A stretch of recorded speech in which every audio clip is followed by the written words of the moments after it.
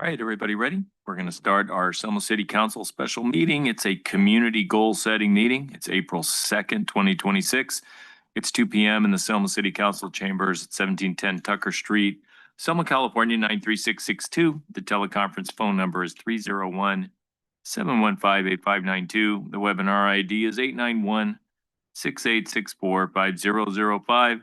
When on the phone, if you wish to address the council during the public comment portion of the agenda, press star 9 to raise your hand and we will select you from the meeting queue. Press star 6 to unmute and mute yourself.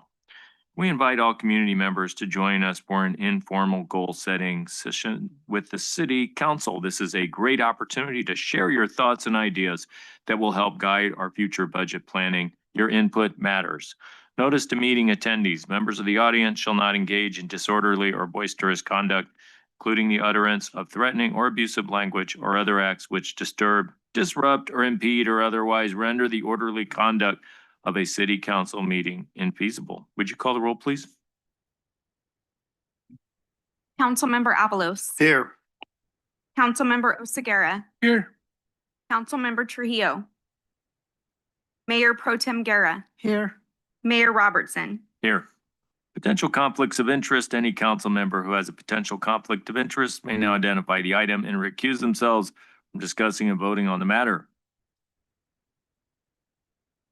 Agenda changes or deletions to better accommodate members of the public or inconvenience in the order of presentation. Items on the agenda may not be presented or acted on in the order listed. Additions to the agenda may be added only pursuant to California Government Code Section 54954.2B. City Manager, do we have any such changes or deletions? No changes or deletions, Mr. Mayor. Thank you, sir. Moving on to oral communications. Notice for the public at this time. Any member of the public may address the city council regarding any item on the regular meeting agenda over which the council has jurisdiction.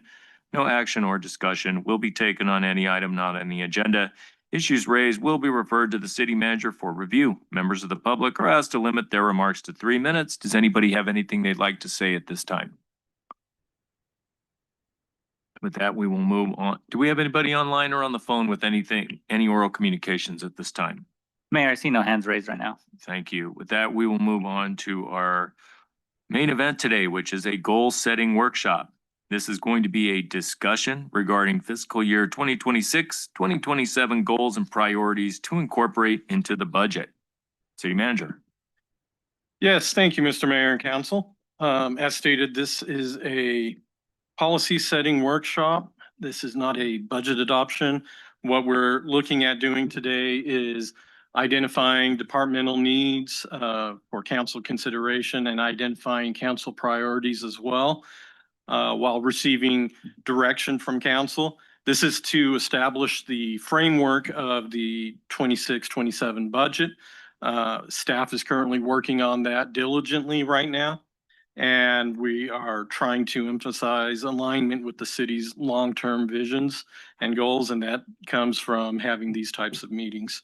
And so as we move into this, what we're looking at is high-level discussion. This isn't line item budgeting. That'll be at a later date when we look at those specific budget numbers. What we're focusing on is those priorities of staff, department needs, and of course, the public and council as well. This discussion is meant to be informative and collaborative. So when we're doing the presentation, as our departments are moving forward, if there is a question from council on that, feel free to interject and ask any questions that you may have. And then we'll follow that up with council discussion, more priority setting, and then public comment at the end of it. And with that, we do have a presentation that we'll go ahead and kick off with.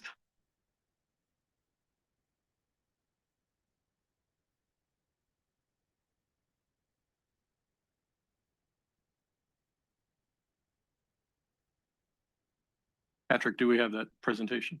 Oh, yeah.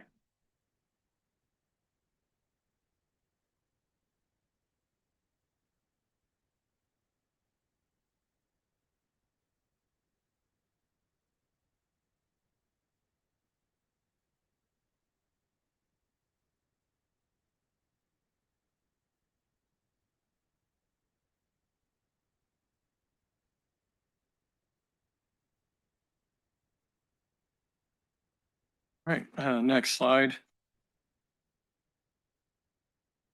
So that's the basic agenda. Kind of went over that in my opening statement. Next slide.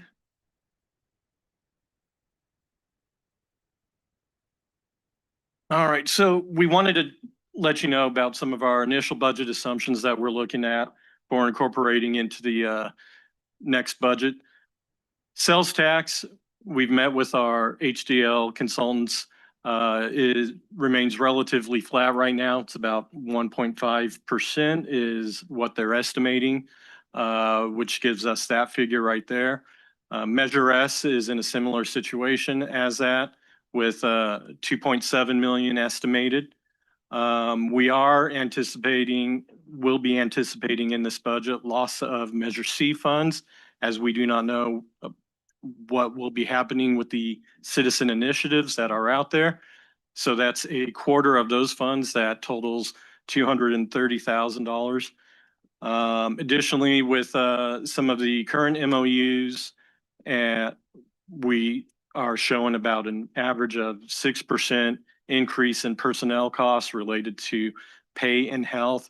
And then other concerns, CalPERS hasn't provided them yet, but we do anticipate CalPERS increases as we move forward with creating that budget. Next slide.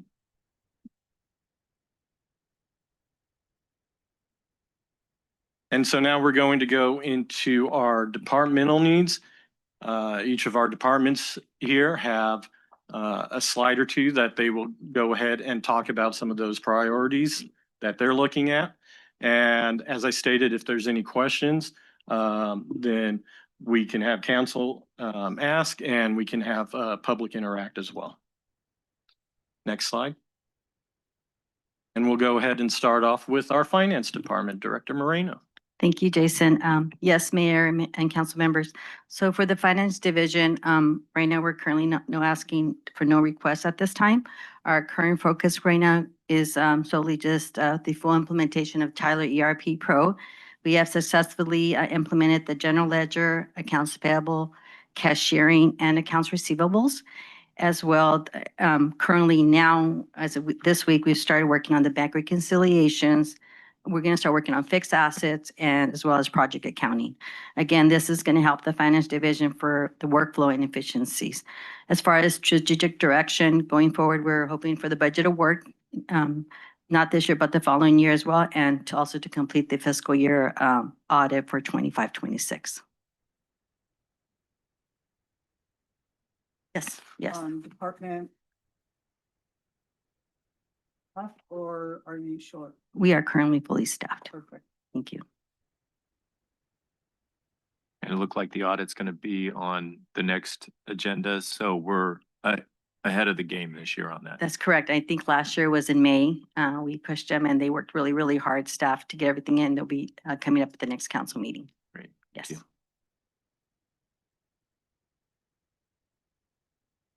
All right, next slide, please.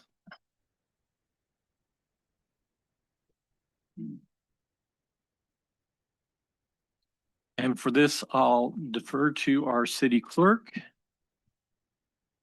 Good afternoon. So you'll see here that my current focus is compliance and legislative administration, election coordination and management, record and meeting management, and agenda management. So moving forward, these are my focuses for this year and currently. The key challenges that I face in the office of the city clerk at this time, they primarily focus around municipal management, agenda management, the lack of software and training systems, and then having clerk assistants. So I am a department of one. The increase in workload has been prevalent. So with that being said, I do request some assistance. My strategic direction right now is procurement of an agenda management system. So that would be the most helpful for not only the clerk's office, but throughout to become the most efficient possible.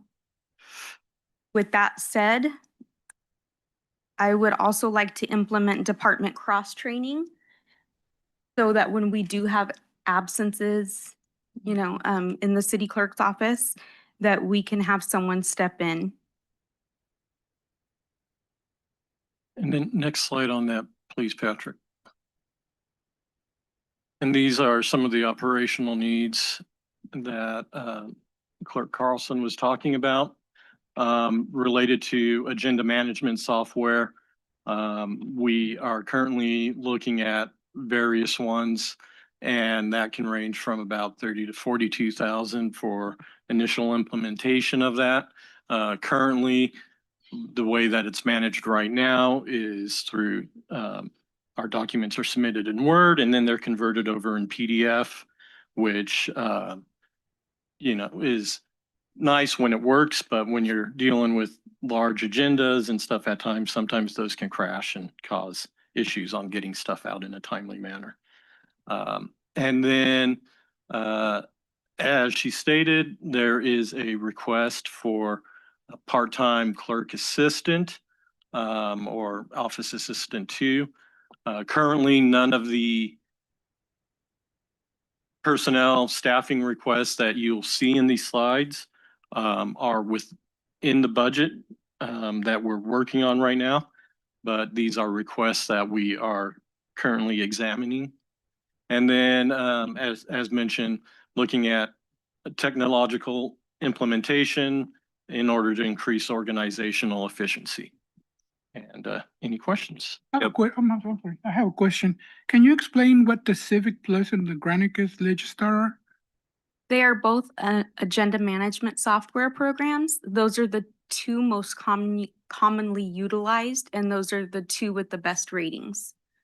So it's 32 initial, and what is the per year after that? It really depends. There are several different aspects, variables with that. So it depends on our customization. There are certain modules that you can choose, and it depends on what modules we choose. Okay, so when we come to budget, can you let us know which modules you're gonna choose? Because I'd like to know exactly how much it's gonna cost. Yes, definitely. As I vet this, the numbers will become more precise. So I'm still vetting the systems to decide which we will benefit from the most. According to the city manager, it's not in the budget. This is not going to be in the budget. This is a request from the city clerk at this stage of the game. Is that These are correct? currently requests Okay. right now. Yes.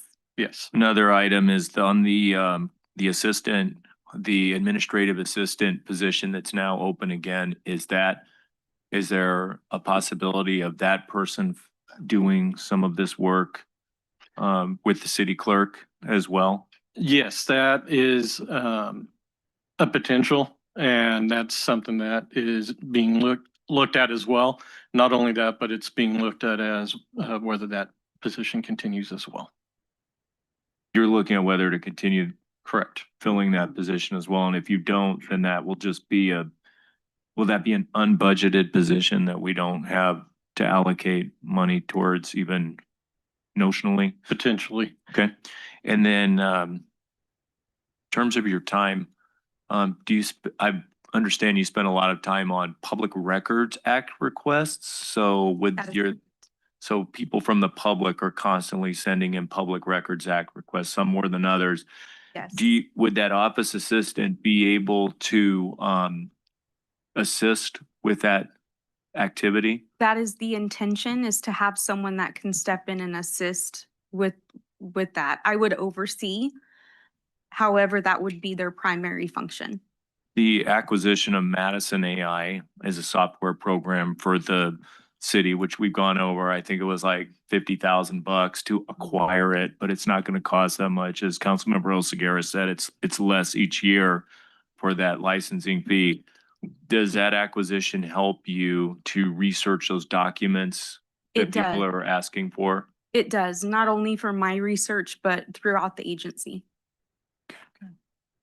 I have a quick question as well. Sarah, Mike, you mentioned that you're looking to maybe cross-train another individual, but for now, when you're absent, who takes over your position? Is I there do not have anyone. No one? I do not have anyone as a backup. Okay. don't think we ever had a backup, do we? Yeah, and that's also a concern as well that we've noted, because everybody's entitled to be sick, have sick days off, Yeah. or vacation time as well. And staff does a good job of trying to schedule vacation times, but sometimes you have family events and other functions that happen to come up. And just in case if there's an emergency or something that is there, having somebody to be able to step into that role and assist with those functions is much needed. Would that be, would the backup be someone you would look for in-house, or would it be someone who would be along the lines of the city clerk assistant that the city clerk is requesting? If I might add, the former HR director was a city clerk and she served as the backup. And so you have had a backup in the past. And so when the former clerk had left, she actually served as your clerk for about a 4-month period until they brought Sarah in.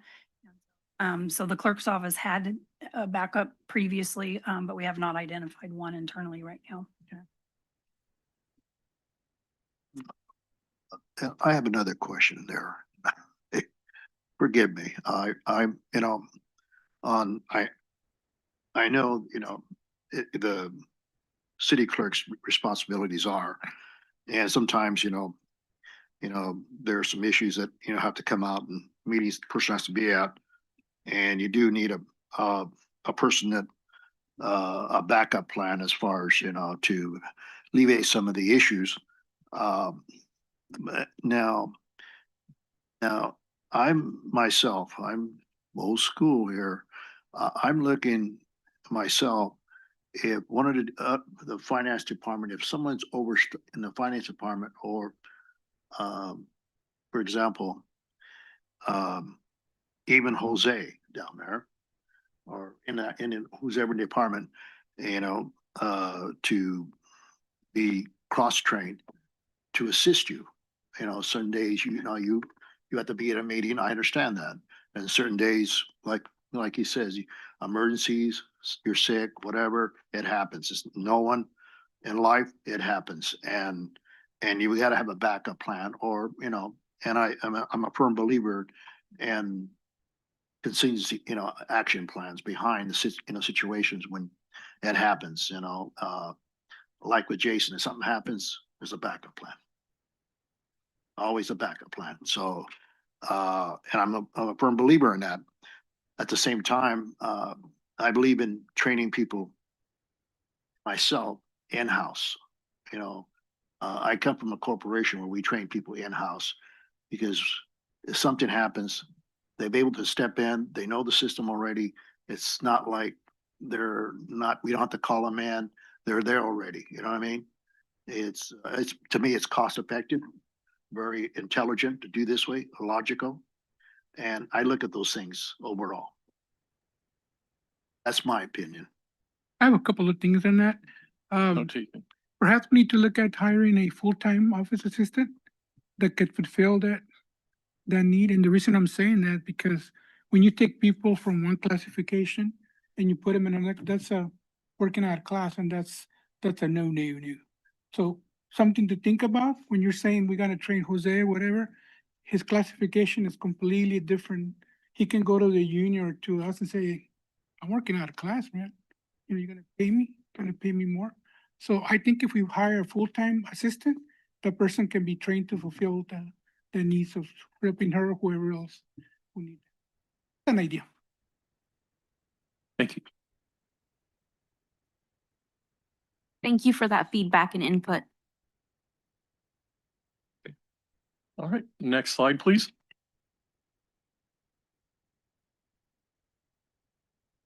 Thank you, City Manager, Mayor, members of council.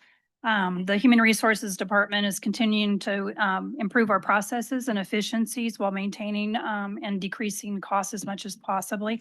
We do have negotiations with both the fire unit and COSIA mid-managers this year. So that will be some items coming forward. In our information technology, this has been a focus of both Chief Webster and myself. We have put into the budget a request for DocuSign, which is about a $10,000 purchase. This would allow us to have the mayor, vice mayor, council members when needed to sign documents electronically versus the way we're doing it now. We would also be able to use that process in the Human Resources Department when we're onboarding new employees, et cetera. So that will assist citywide with that process. We're also taking a look at our network. Our network is slow throughout the city, but especially coming kind of, if you think of a pipeline coming out of City Hall, it's very small, and then it's trying to feed out to all the other agents, our different buildings. So we're looking at increasing our internet services to City Hall, getting internet service out to animal services, and better service to our Public Works Corporation. Slide. We requested that departments submit any new employee requests to Human Resources so that we could take a look at the cost for those. These, as the manager had said, these are not in the budget.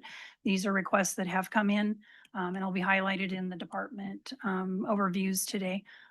The fire department is requesting 3 EMTs and 3 paramedics. Chief Webster has spoken several times about a 4th ambulance to the council. That cost is about $800,000. Fully wrapped. That is a July 1 cost. We certainly would not be able to get those employees on right away. So we would take a look to shrink that cost based on projected date. But I like to give you the full view of what that would look like in a budget year. Animal Services is requesting an Animal Services officer to help with the standby issue that council has identified that they would like. They do not currently have a vehicle. And so this $145,000 is for the actual officer. It would be the purchase of a vehicle with the right type of bed on it to be able to pick up in the summertime, et cetera. Those are usually air-conditioned beds. And then there's some miscellaneous costs with uniforms and snares and different things. The Recreation Department is asking for a part-time arts aide. This is a part-time position at $20,000. We believe this could be funded through the decrease part of their overtime. And so it's not a full 20,000. And then the city clerk just alluded, she's asking for a part-time clerical support. And we've costed that because it's at the part-time position at 30,000. If you have any questions, I'll be happy to answer those for you. Correct. They have a van and they use that during the day for all of their, if they take a rescue, if they do those kind of things. If you're going to have a dedicated officer, you would need to have a vehicle that was operationally available to them at all times to go out, and you would want them to be patrolling your city looking for loose animals, etc. They wouldn't be at the shelter all the time. They'd be out in your community. They're willing to sell. When we took a tour, and Councilman Oseguera and I took a tour, and our new director of the shelter was kind enough to take us through with the city manager. We looked at one of the trailers for a rescue event, and that would be a kind of a long range type of travel too. It needs to get fixed. So it's ready to go. And remind me, does it need to be towed by another vehicle? Is it a trailer? And it could be, and our director Fletcher was with us too. Thank you. Director, would they be able to use that vehicle that they have over there right now to tow that trailer to the rescue events? Correct. So we do have a truck on site that would be available to tow that vehicle, the trailer, yes. And as of today, it is fully operational. I apologize, Mayor. My reference to the rescue was if we're going to have a rescue go, let's say to Modesto, to take an animal to another facility for that rescue. That was what my reference was, not to a rescue event. In the past, the protocol of the animal shelter has been call for service. If there's a call, folks go out, not necessarily patrolling for animals out there. So I don't know if that'd be huge function, but definitely there's a need for a shelter vehicle with appropriate, kennel crates in the back that have the air conditioning in Yeah. the summer. And then the vehicle assists with that standby as well, because then whoever's on standby is assigned to that vehicle during the week that they are on standby. So it goes home with them, allows them to respond in a much more timely fashion rather than having to go all the way to the yard and pick up a vehicle. What's the protocol right now until we get to the budget? Because people aren't going to wait for the budget to come out to have emergencies with cats and dogs. People can still call the PD non-emergency line. And then if the situation is severe enough, we can get staff out. And do you have folks back. who are on call now for that purpose? We're working on establishing that policy internally right now. Scott, I have another issue on that note. I know they transport animals to different locations, and I know that sometimes it's gone, nothing to go pick them up. I learned that, paid attention. The other issue, on those, people that on the animal shelter, are they all given cell phones, by the way? To case of emergency contact, we can reach out to them, like you guys, they call in, hey, cause you can be outside I want to say the office, and they can't hear the phone. If you're outside the phone, what I'm saying is you can't reach them unless they're walking a dog and they're outside. Right, our current line is a cell phone that is. They'll have cell phones. Yes, Okay. that is assigned to staff, yes. We've gone a while without public input. Would anybody from the public like to weigh in at this point? Oh, do we want to? Oh, here. David Hammond.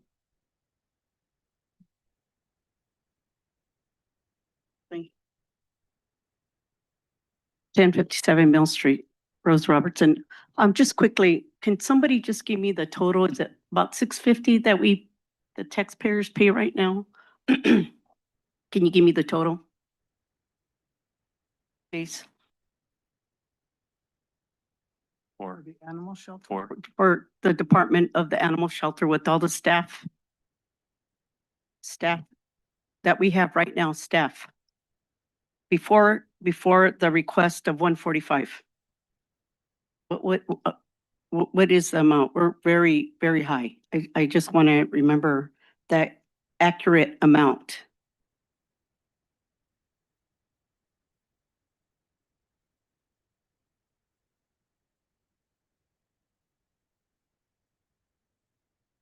$520 to start, but it went up. The budget is 588,000.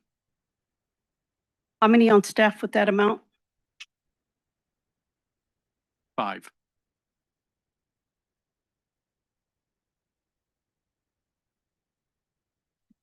Just with history, we were lucky to get 90,000. We were second chance animal shelter.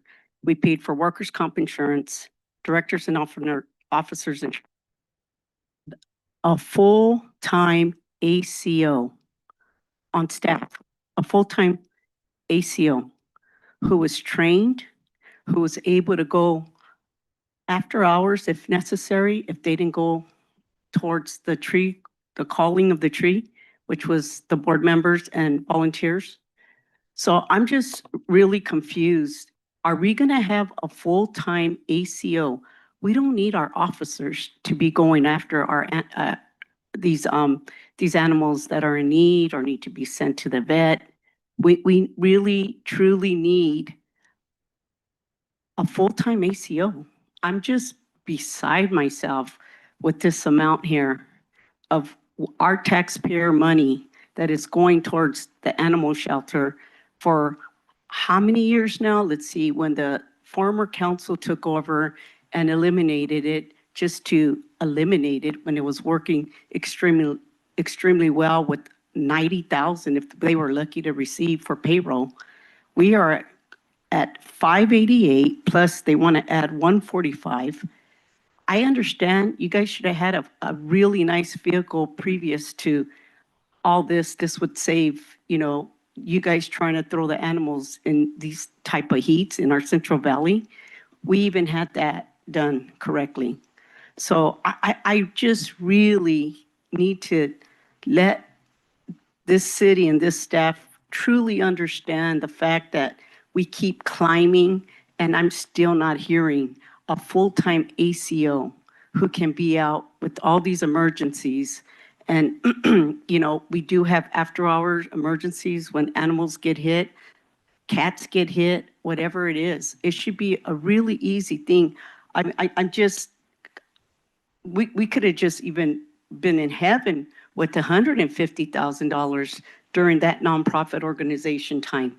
And, it was full. We never, even when we were full, we started doubling up on animals if they were nice and sweet, and we know there was a possibility of them going to rescue. So we need to be really cautious with these amounts that keep climbing, and we're not getting the full services for our citizens here in Selma. Thank you. Thank you. Clarification on that. The position of animal control officer would be, I mean, that's an ACO.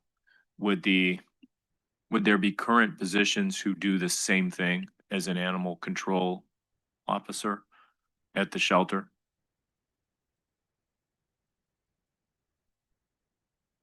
There is the possibility to cross-train.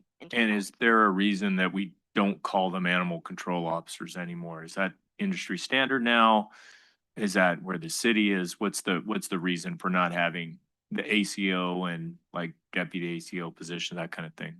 An ACO is actually usually a designated in the field response person in most of the cities. And so at this shelter, we mainly have in the shelter the aides that are working with the animals. So they're not designated to be out on patrol. And so in the other agencies, the ACO is typically a patrol person that is designated for animal services to pick up and respond to calls. And you know what I said before with Selma is a call for service. So it's a response type of agency, the animal shelter. It's not going out and patrolling. It's responding to a call for service. So that's the way Selma's been since I can remember. So maybe the ACO, you know, is a little bit different of a definition, the practical application of that. In terms of the positions at the animal shelter, it seems to me there are people, I think we're looking at one right there, with our animal service manager who could go out and respond to a call for service and probably often does if there is a call for service. Is that correct? Okay. And how many people at the shelter could also respond to a call for service and go out and pick an animal up if necessary? So 2 in addition to you? Okay. Out of 5. So that's 3 out of 5. That's 60% who could respond.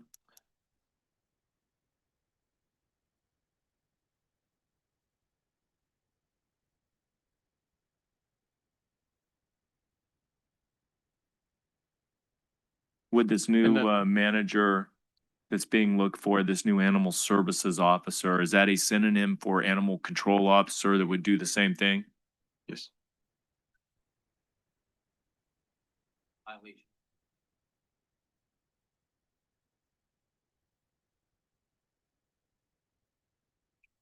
Staff.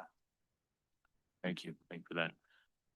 Is there any more input from the public at this time about the topics we've covered so far?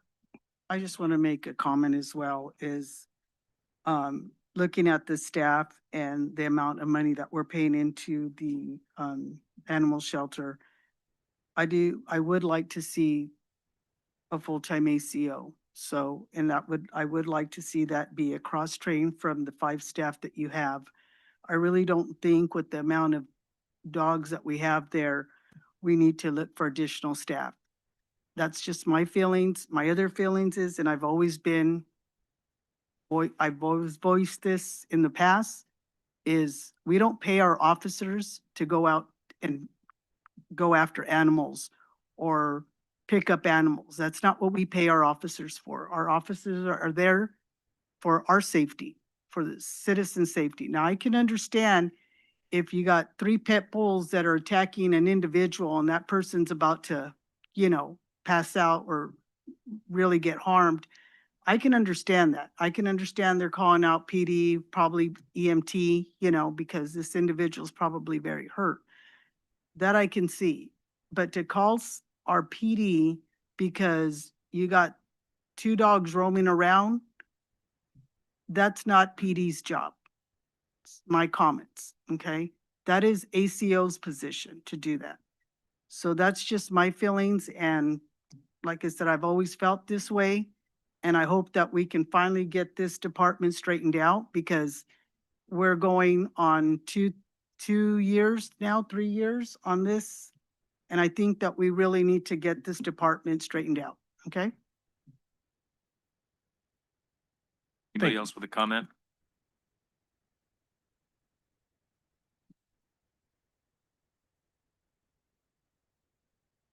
Stella Ramirez, I'm a resident. I just walked in and I picked up kind of the end of it. So it's an additional 145,000, did I hear correct, that they want to add to what's already, to the existing budget? Yep. So that would make a total of $588,000. Is that correct? Plus the 145. So that's over $500,000, right? 733. 730. Okay. There was an incident that happened a couple of days ago. A cat got hit, no response. Someone called the Selma PD and they said that they can go out there. So they said to call the shelter. No one picked up on the shelter. No one answered that call. They said call to Fresno. Somebody told them from the public, call to Fresno. So we're paying over $500,000 and no one's picking up these animals that are hurt. I don't even think we should even have $500,000. Should be way less than that.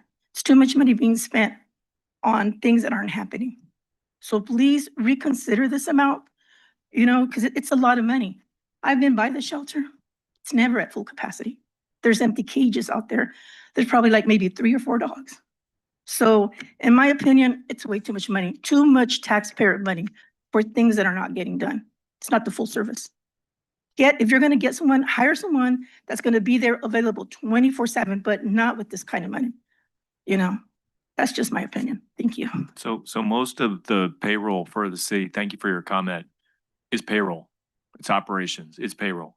So I think that's what we're hearing is, with all this payroll that's being expended, it should be a full service animal shelter. And I think that's what I'm hearing today. And that's what we've heard in the past. I'd also like to bring up a good thing, that now we are getting more services. We're going to have a shot clinic, a rabies shot clinic that we haven't had in years. So that service is going to be provided. That was one of the first things that the new animal services manager did. And we're going to have that. Is it next week? On the 11th. That's for the community at Pioneer Village. Is that correct?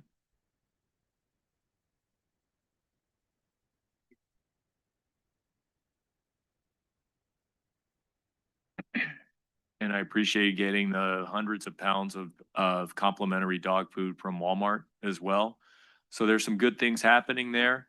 There are some challenges ahead, and I think this is why we have a day like this, so we can talk about Yes, those challenges. exactly. And this is part of getting to that service that, we're wanting. And I understand, having somebody dedicated 24/7, but people need their breaks too. So getting the right amount of staffing to allow us to have 24/7 coverage is what we're actively looking for right now and trying to get to that point.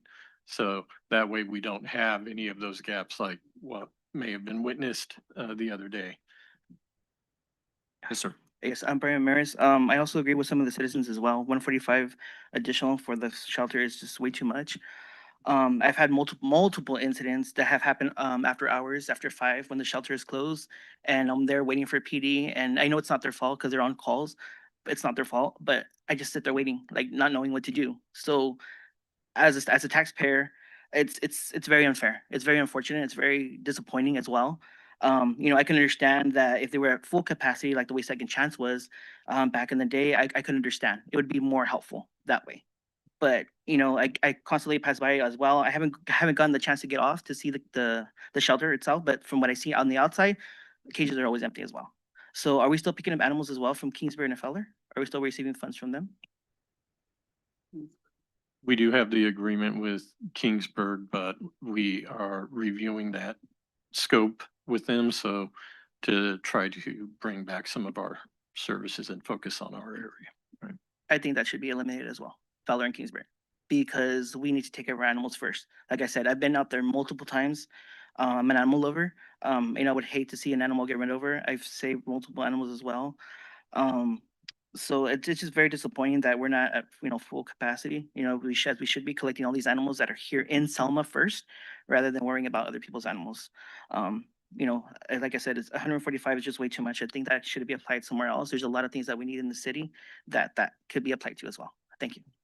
And I should note that the 145 is just a rough estimate. And that's the full cost of the employee plus the vehicle as well. Additionally, we have the enterprise fleet management where we lease vehicles through enterprise. And so that full cost of that vehicle would not be in the next budget. It would be leased over a period of 5 years. We buy those vehicles from local dealers first and then lease them through enterprise. Is that correct? Yeah, through enterprise, we have them purchased through our Our local vehicle, local local. auto dealers. Or we can ask Second Chance to sell us theirs. They have two of them fully equipped. Yep. So I mean, I don't know why we're spending thousands and thousands. We can get a good deal and be on the way, you know. Let's try to save some money, guys. Okay, anybody online or on the phone with a comment at this time?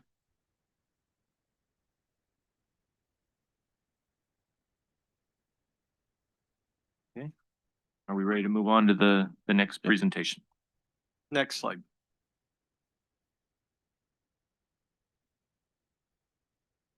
Good afternoon, Mayor, members of the council. So my current focus right now is updating policies and procedures and focusing on our facilities. So one of my main priorities is going to be Pioneer Village, the animal shelter, the art center, and then just increasing and improving all of our special events that we currently have within our city. Some of our key challenges right now are just facility updates regarding to Pioneer Village, mostly some updates that need to take place over at the senior center, some TLC over at the arts center, things along those lines. But reviewing our internal policies and procedures and reviewing contracts that we currently have with our youth leagues, sport leagues, Pioneer Village contracts, all that good stuff. That's definitely going to be my focus and drive for the upcoming year. And then part of our strategic direction is just to try to find some additional funding through grants and sponsorships for, improvements that we do need internally within our department. Next slide. Our operational needs, you're going to see an increase in our funding for our special events, our sports, and our senior meals. And the justification behind all of this is that all of our programming and everything that we're currently offering to our community is growing and increasing. We're seeing numbers increase in participation within our special events. Our sports leagues are growing. We just closed our T-ball registration, and we have a lot more T-ball players that we anticipated this year, which is a wonderful thing. And same thing with our senior meals. We're a lot more participation over at the senior center. And with inflation every single year, the cost of that sole individual meal increases every single year as well. And so with that, you're gonna see a staffing request for a part-time arts aide over at the Selma Arts Center to help alleviate some of the heavy workload that our staff currently is in charge of. We only have 2 full-time staff over there. Currently, our department is stretched a little thin there. And so we're looking for some extra assistance to assist with the larger community events that they're currently trying to establish and bring back and make sure that that they're able to provide, a lot of different programming to our community. And then you'll see some projects that that we're wanting to focus on this year. And so through our Recreation Commission, we've been working with them diligently, trying to establish what our goals are for the upcoming year. And we've come down to a few. So right now we're looking at, the Pioneer Village restroom improvements. Our Schaefer Park softball fields need to be graded, regraded, and fixed a little bit in order for safer play. We would like water fountains at all of our local parks, and then one of the biggest community complaints that I receive is shade structure over our playground equipment over at Bretlinger Park. And so you'll see some of those requests coming through in our incoming budget. And then other than that, our goal is just to create and establish a spay and neuter program over at the animal services.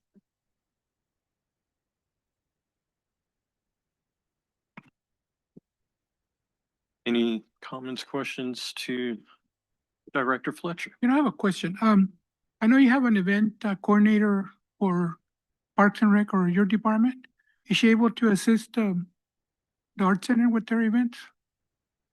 So those are conversations that we are having. So we do offer not just our events coordinator, but all of our staff to assist over at the Art Center as needed. But what ends up happening is they need such a specific trained person that is well versed in their technology over there, and we're just not there yet. And so having somebody that would get appropriate training would be really helpful. Run sound, to run lighting, to assist props and things along those lines would be beneficial. So I know that most of the time the lighting and all that stuff is done with volunteers or people who help with the shows and stuff. So I was just wondering. Yeah. And we do have a wonderful arts council that does assist, but this is just in addition to that to help. A lot of our arts council members are only available after hours. And so when we have different events and programming running during the day, that's when it becomes a little challenging. And staff has to work very long days in order to meet our needs over at the Art Center. Those are very long days, and we have the director of the Art Center over there, Miss Nicolette there, and for many years she's been there and put in a lot of long, very long hours. And just the nature of the events in Parks Community Services, it's Yeah. games and snack bar. Do you guys actually staff the snack bar too at Shaper during the games? I do, yes. And that happened as a result of no third party, no contractor being able, I know the city used to have somebody who would go out and sell it and take a cut. Unfortunately, we did lose that third party during COVID. And so that is something that I am actually currently reviewing as well, to hopefully bring in another third party to assist with that. And that may alleviate some staffing there. But I was thinking that would be something that someone could come in and do and could make money doing it. And they, or a nonprofit that wants to raise money for their organization too. City manager, just refresh all of our memories here, if you would. What is the funding source for the art center? Is there just general fund or? General fund and Measure K, so that is Measure K as well. yeah. Is the the transient occupancy tax, does that fund the art center? That is Measure K. I believe a small portion does, but Director Moreno can verify. That is correct, Mayor. A Okay. portion of it is. How much? Last year, we budgeted, of the TOT, 100 and, I believe it was 149. Double check here. So 59,000 went to the culture arts. And then a portion of that also from the TOT goes to Pioneer Village of 89,000. So it's a percentage of each, depending what we get for TOT. And the TOT is what percentage of sales tax? I believe it says 50% of 12%. So I would have to get that number for you once we get the true calculations for the new budget for 26-27. So I guess what I'm getting at is in terms of the art center, we're probably the only city, we're definitely the only small city in South County that has a publicly supported art center. So that is a budget item that a lot of other cities don't have. So we're always looking for more revenue for that. So how much of the arts, so in terms of percentage, the TOT funds a lot of the arts centers operations, is that correct? And the parks? Yes, it's a combination of both. I believe it's like 50, 30, and 20 of 50%. 50% parks, 30% Pioneer Village, which is recreation, and then 20% of arts. And the other 50% of TOT, where does that go? I believe it's general fund. It I goes can into the get the general numbers for fund. you, yeah. Okay, thank you. Just a quick comment or a question.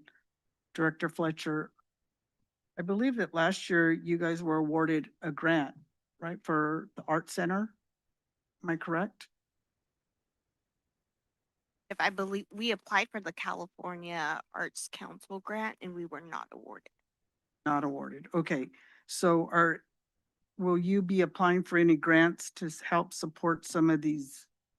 You are, okay. Yes, Just wanted to we make sure. currently have a letter of intent out for a grant for about, I believe we submitted $5,000, and then the California Council grant currently just opened up, and so we're also working with Sonia to submit for that as well. I believe the Pioneer Village has a grant that our communications director was instrumental in filling out the application for and sending a video. I think it was the T-Mobile grant that we haven't heard about for the restrooms at Pioneer Village.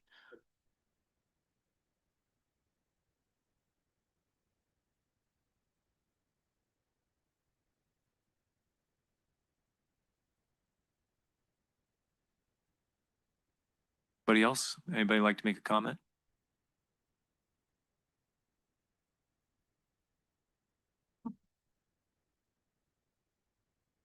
1057 Mill Street. I got a little confused there with the amounts.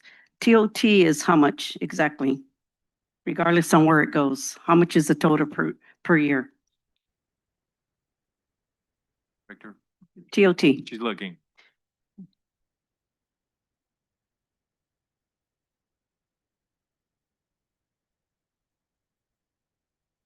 So TOT that was budgeted last year in the general fund was 600,000.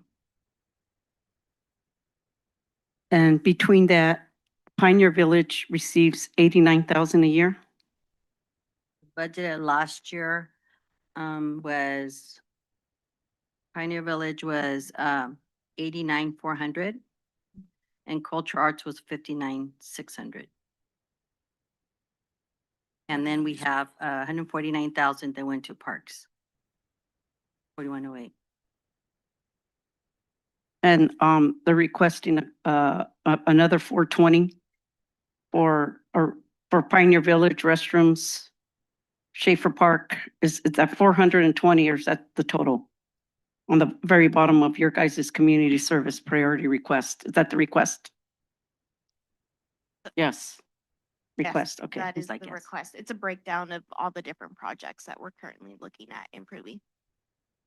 And then this might not be the time, or it may be. Hopefully, I know that it's been requested for that Rockwall Pond to come back. We have a $4 million state grant that's going to be expiring, and I know that you guys were going to be looking at that to come back with all the development going down there. As you guys all are aware, as a citizen, I'm speaking of, not as a board member. The cemetery is looking at another cemetery for that area, and there's other things as well. So hopefully that grant, that Rockwall Pond also is park. I know that when we go, and I like that the fact that our parks are getting cleaned up and they need a whole lot. But let me tell you, our parks are not accommodating our kids, our baseball teams, our soccer kids. They're just not. And we had money from the grant, that $4 million that, again, Farmer Council, and I'm going to admit to it every time, it's on the record, that they pulled that Rockwall Pond park plan, that all the soccer kids and a lot of families in our community were looking forward to. Because when you drive by, I'll just give Schaefer, for example, because I drive by there 2 to 3 times a day. And let me tell you, people can't even park there anymore. And it's very unfortunate because we would have been already 3 years into this Rockwall Pond, something to look forward to in our future for the kids and families. Thank you. Next. Come on. Come on up. Sure.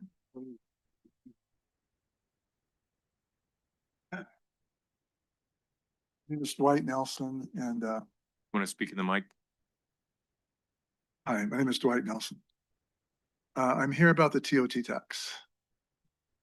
And I know that none of you even know what it's all about. I heard, well, it's $600,000. You know where that money's coming from? Hotels. Who's it coming from? Hotels.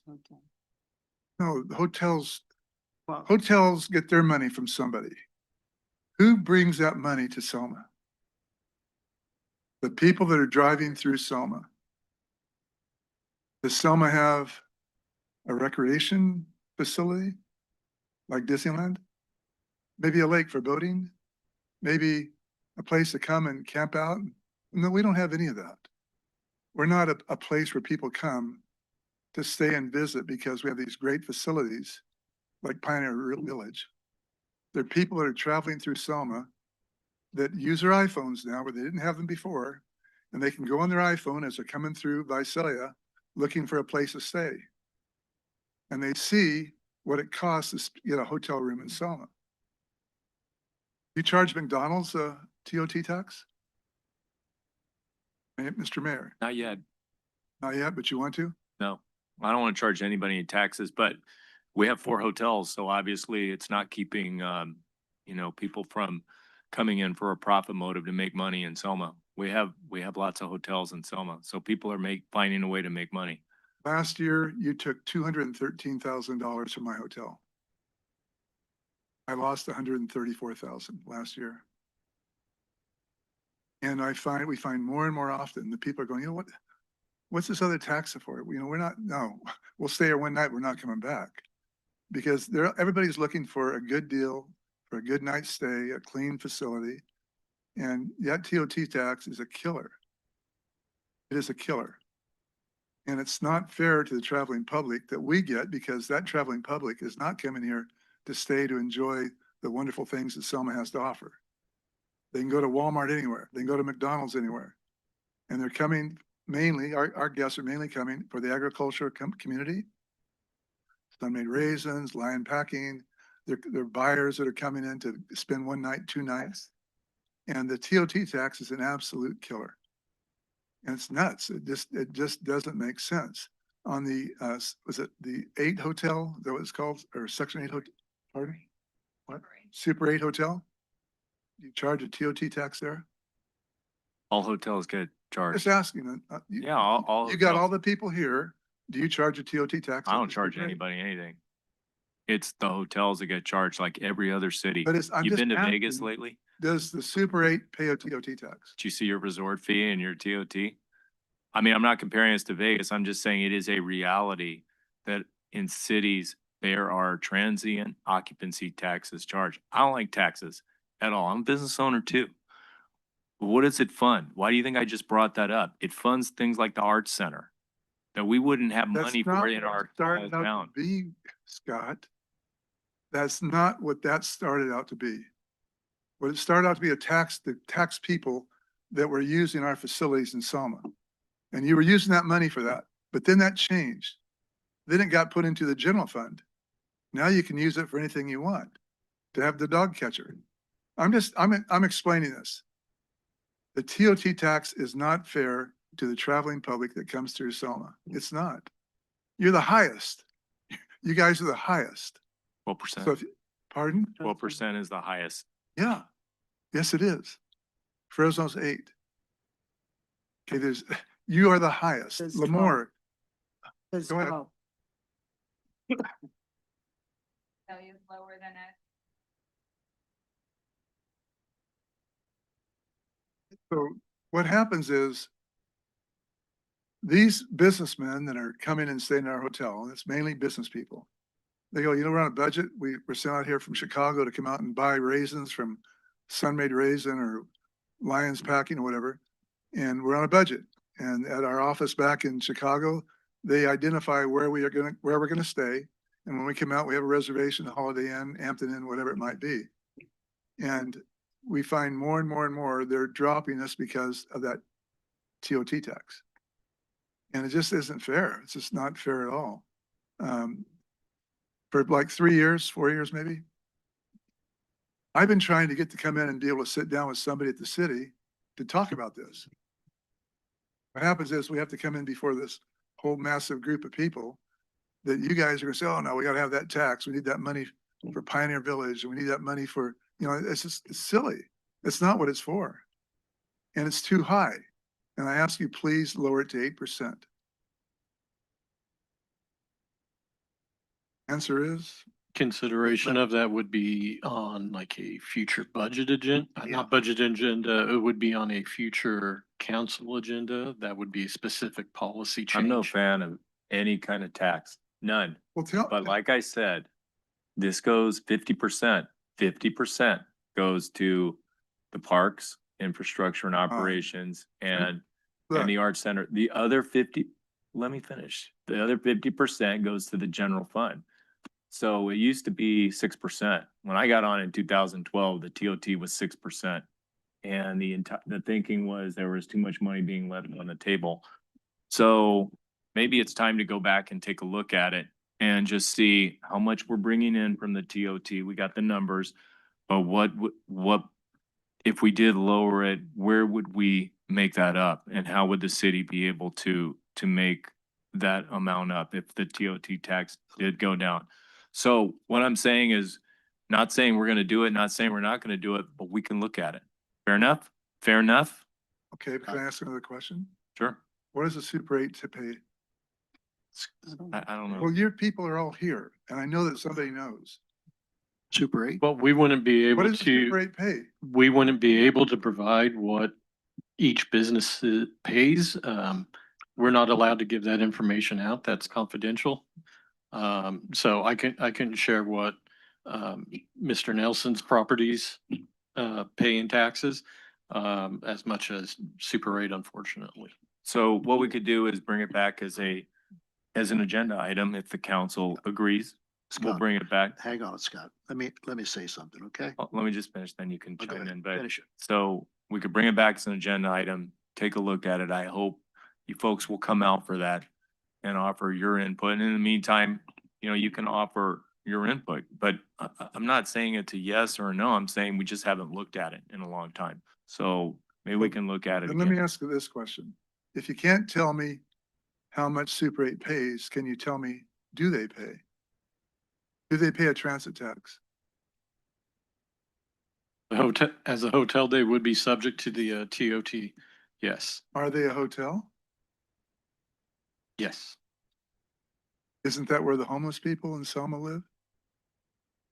The homeless people in Selma. Well, during COVID, I think Yeah. there were During- rooms that were allocated Not anymore, folks Scott. that had. During now, where do they live?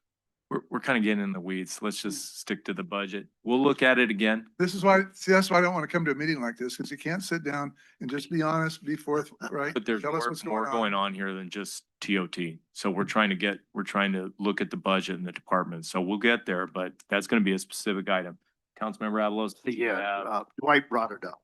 And you know, you give me this paper, Dwight, you know, okay. If you look at it, Fresno, 12% more, okay?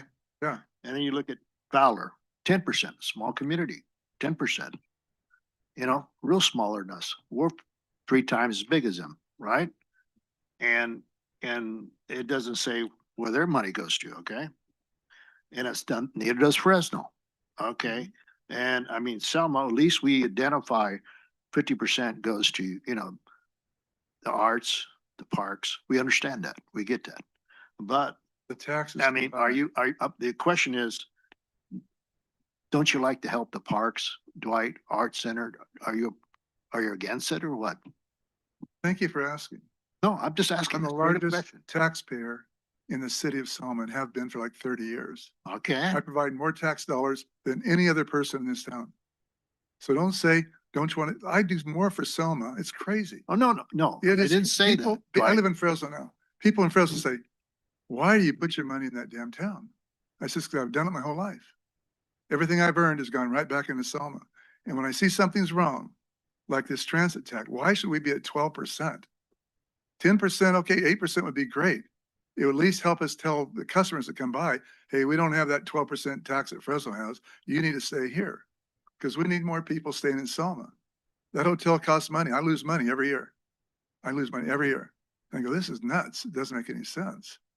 So don't you think that would be a good idea? Well, I know what you guys are doing with the money, but it just, you know, We're- you get sales tax already. We're gonna take a You look. know, raise your sales tax. If you want to raise the sales tax, but don't hit those 4 hotels with that crazy tax. It just isn't fair. Let's move on. 'cause Okay, We got a thank budget. you. Thank you. Thank you. for Thanks, coming, Dwight. Nelson. Thank Appreciate you. it. Yeah, I wrote a note on that. Yeah, thank you. Is something that we can explore. We can with request as Council. an consent. agenda Yeah. item. Okay, let's move on.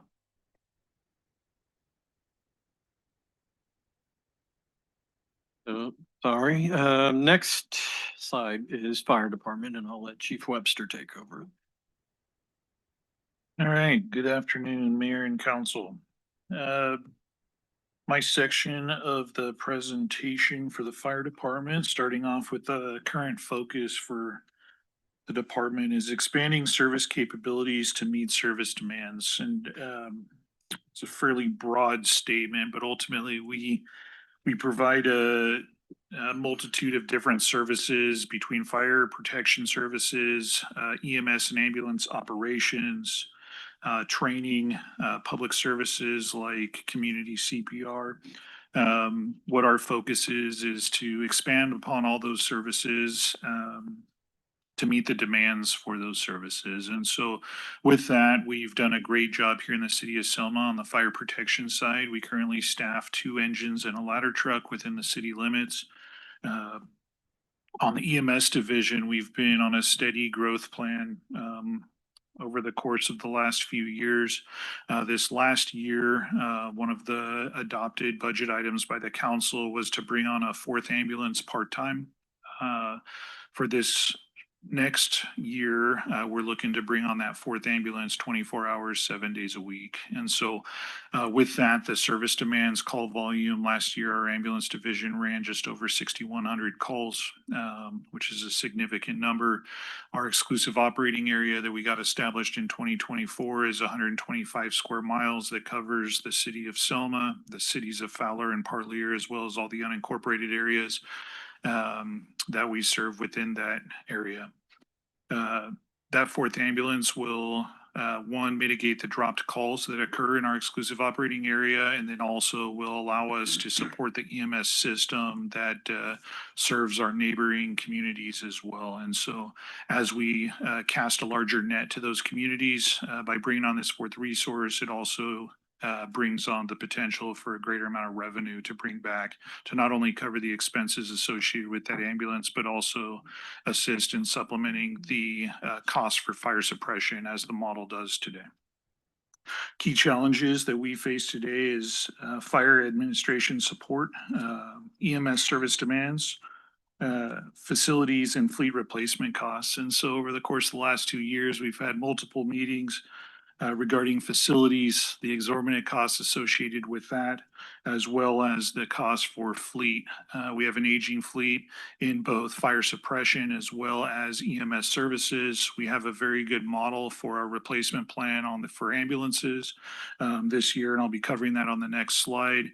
Is one of our 2 ambulance years, but ultimately we replace 1 ambulance annually, and then every 3rd year we replace 2 to obtain that fleet.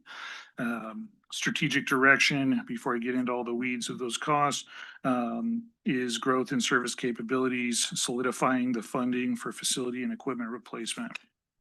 Next slide, please.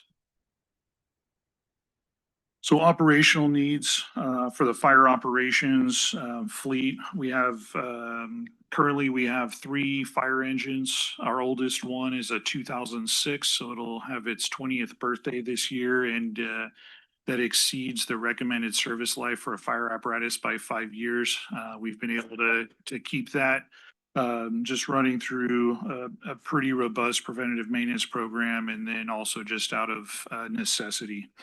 We have a fire engine that's on order that we have not identified funding for as of yet.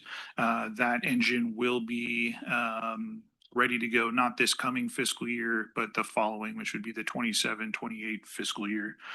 New fire engines cost in today's market about $1.2 million before you put any equipment on that fire apparatus. That's just the rolling stock. And then there's a complement of equipment that goes on there that's in the ballpark of 250 to 350,000.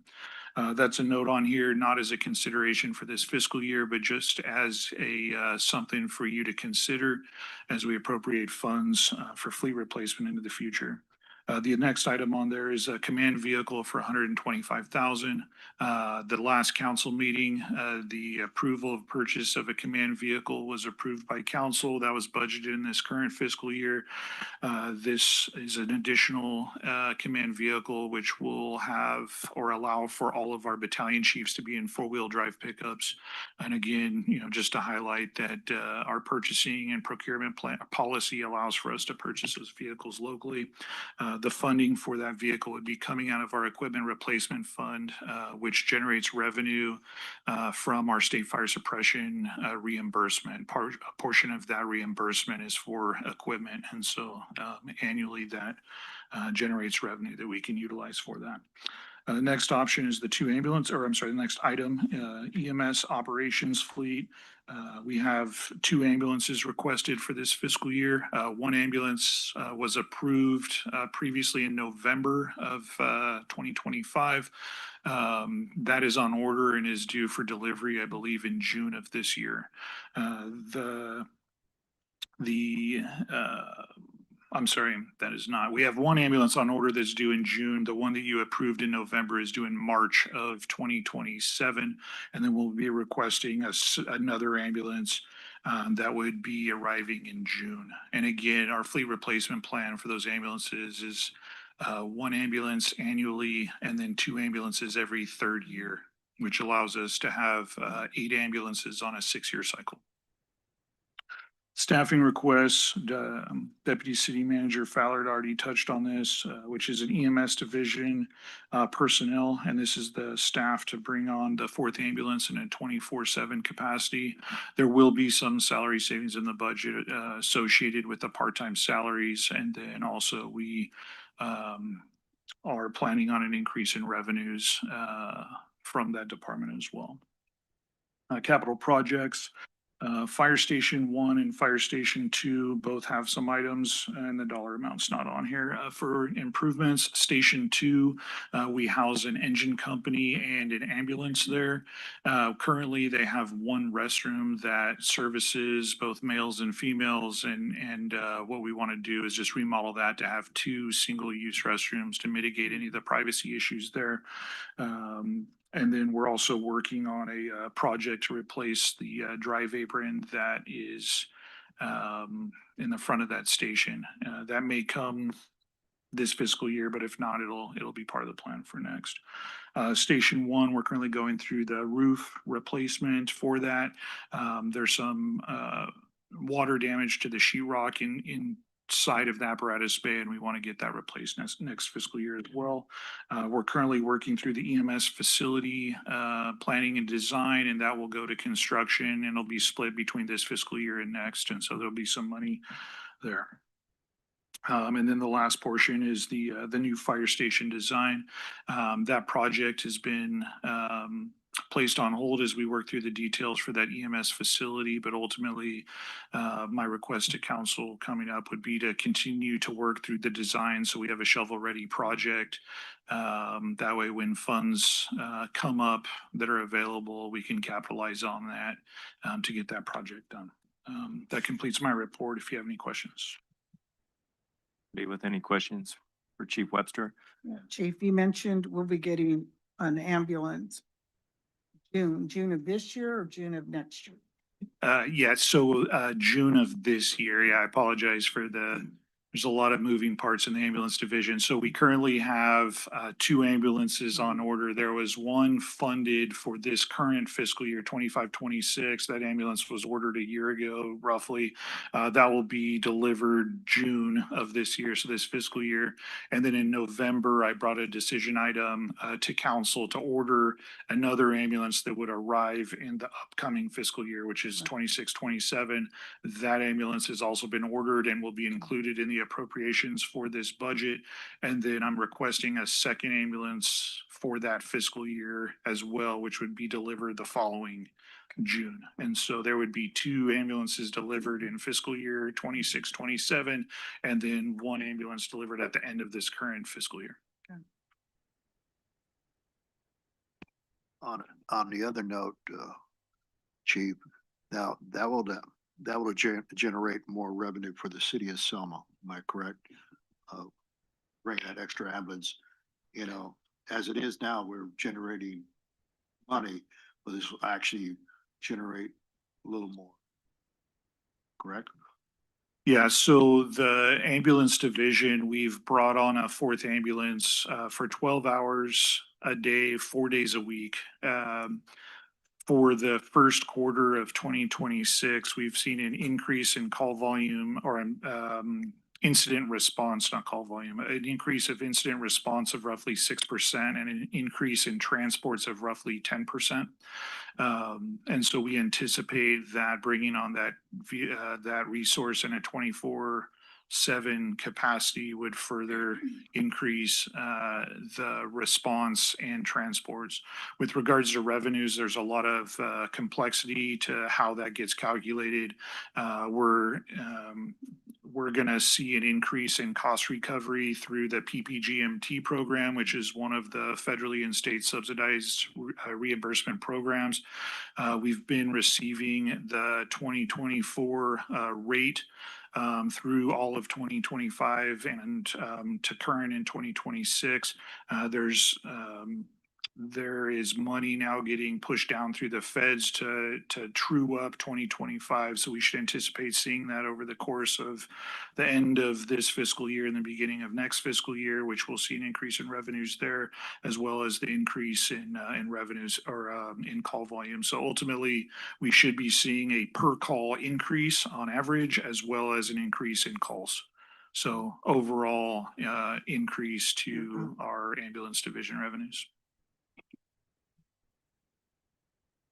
So, last year in the budget, there was a lot of overtime on the EMS and the paramedics. So, and that's just the nature of that type of work. Has anything changed in the last 12 months since we looked at those line items, Chief? In the way that that's billed out, has the city changed its payroll system on that? So we're not going to see as much overtime, or is that just the way it still is in that line of work? Overtime in general, specific to the EMS division, the staff that we employ in that division are treated differently than safety personnel with regards to FLSA rules. And so firefighters, they fall under a specific rule pertaining to FLSA, which allows us to pay them over 40 hours a week at a regular time rate. And so our firefighters work a 56-hour work week. They're paid at regular time up to 56 hours a week. And then anything beyond that, they would receive overtime or time and a half. Our EMS staff, they are non-safety employees. And so they're treated the same as general staff that are employed by the city, where they work 2,080 hours a week or a 40-hour work week. Anything in excess of 40 hours, they're compensated time and a half. For the deployment model for those personnel, they are also scheduled a 56-hour work week. And so they are scheduled for 16 hours of overtime as the baseline of their schedule, which is an industry standard in the EMS field, just because of the So nature. your normal week's 56 hours, you're going to get 16 hours of Correct. overtime no matter what. Yep. Right. And then in terms of all the new growth that's coming to Selma, the residential, we all see the housing project, the Amberwood coming in. So how is the public safety impact going to be accounted for with those new homes coming in? So when we look at the impact to both fire and EMS, new homes tend to have fewer incidents related to fire just because they're new construction and they don't have the same issues that older construction have. As far as the medical demands, we're seeing the increase in call volume there, and that's the reason for the request for that fourth ambulance. The fire suppression response is really dictated or driven by geographical area and drive time is where that comes from. And our ambulances are really driven off of call volume, just because they're a more of a transient resource in the sense that they're always on the road driving around. They don't necessarily come from a specific location. And so as the city grows and we look at the general plan development, we look at how our city, the fire suppression component, at least, we cover all of those areas of the city. And so I'm satisfied currently with the trajectory of the facilities for fire resources. We're looking at that new fire station facility at Thompson and Huntsman.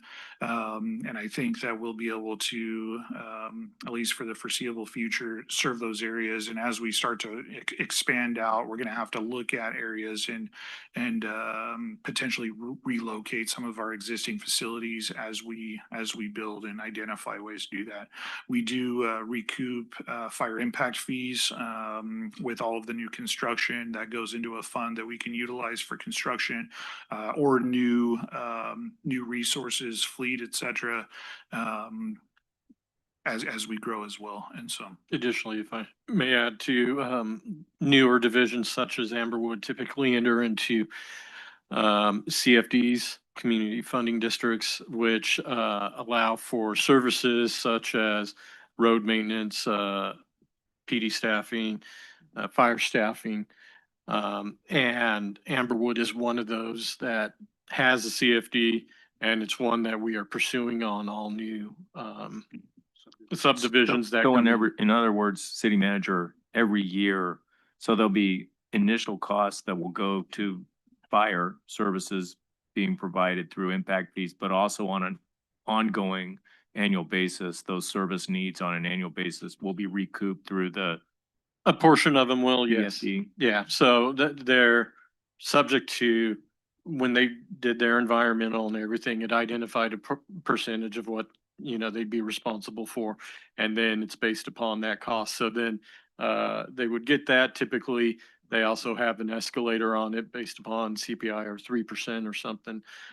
So that way those funds will come in and help to augment some of that additional cost for going and serving those new areas. Thank you. Anybody with any questions or presentations we just heard?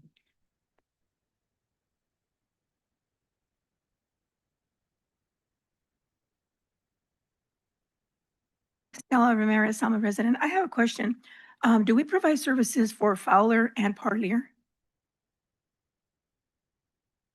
we do provide services for both Fowler and Parlier, but different models based on the service provided. And so our ambulances, we have an exclusive operating area that has a geographic area that's exclusive to our ambulances. We do share resources still with neighboring ambulances based on demands. And so the entirety of the city of Fowler and the western kind of half, if you were to draw Parlier north and south, the west half is within our jurisdiction for ambulance services.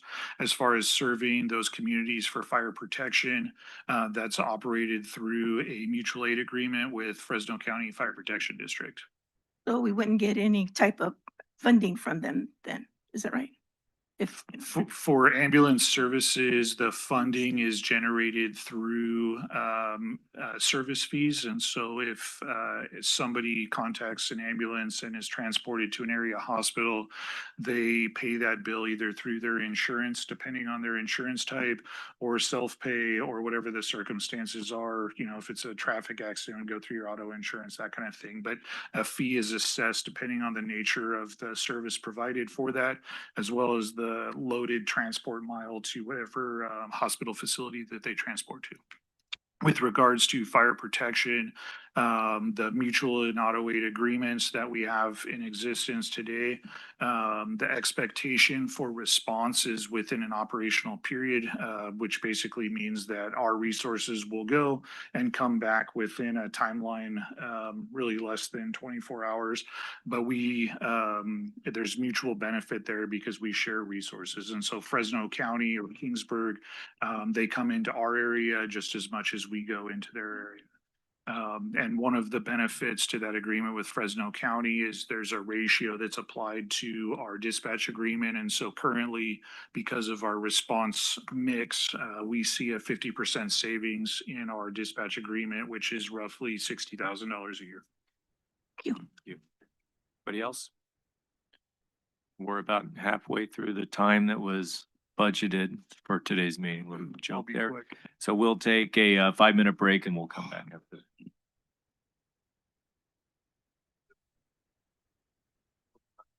So 3:31.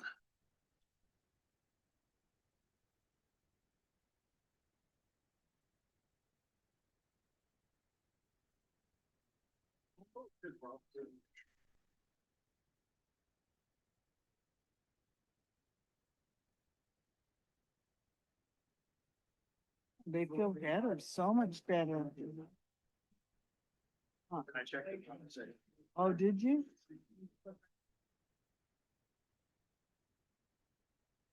Oh, yeah. Yeah. Yeah, I wanted to have it.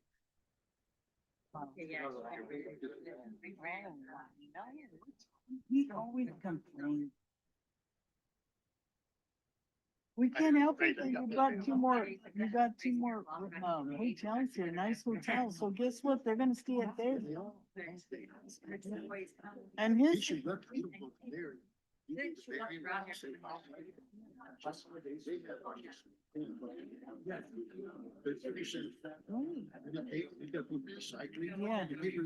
wow, parking, I mean, everything.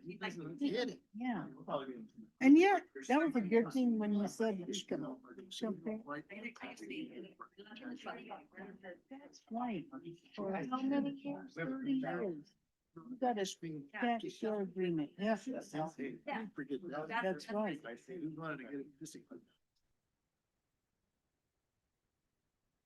Who does that? What other city does that? Nobody does that. Ah, yeah. I know. Crazy. Why don't you go for, yeah, Tina, if they, Hey, man. yeah, go ahead. After the name. Yeah,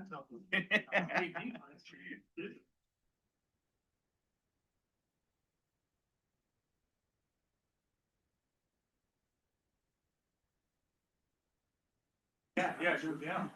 I know. He's yeah. That's how you learn. Exactly.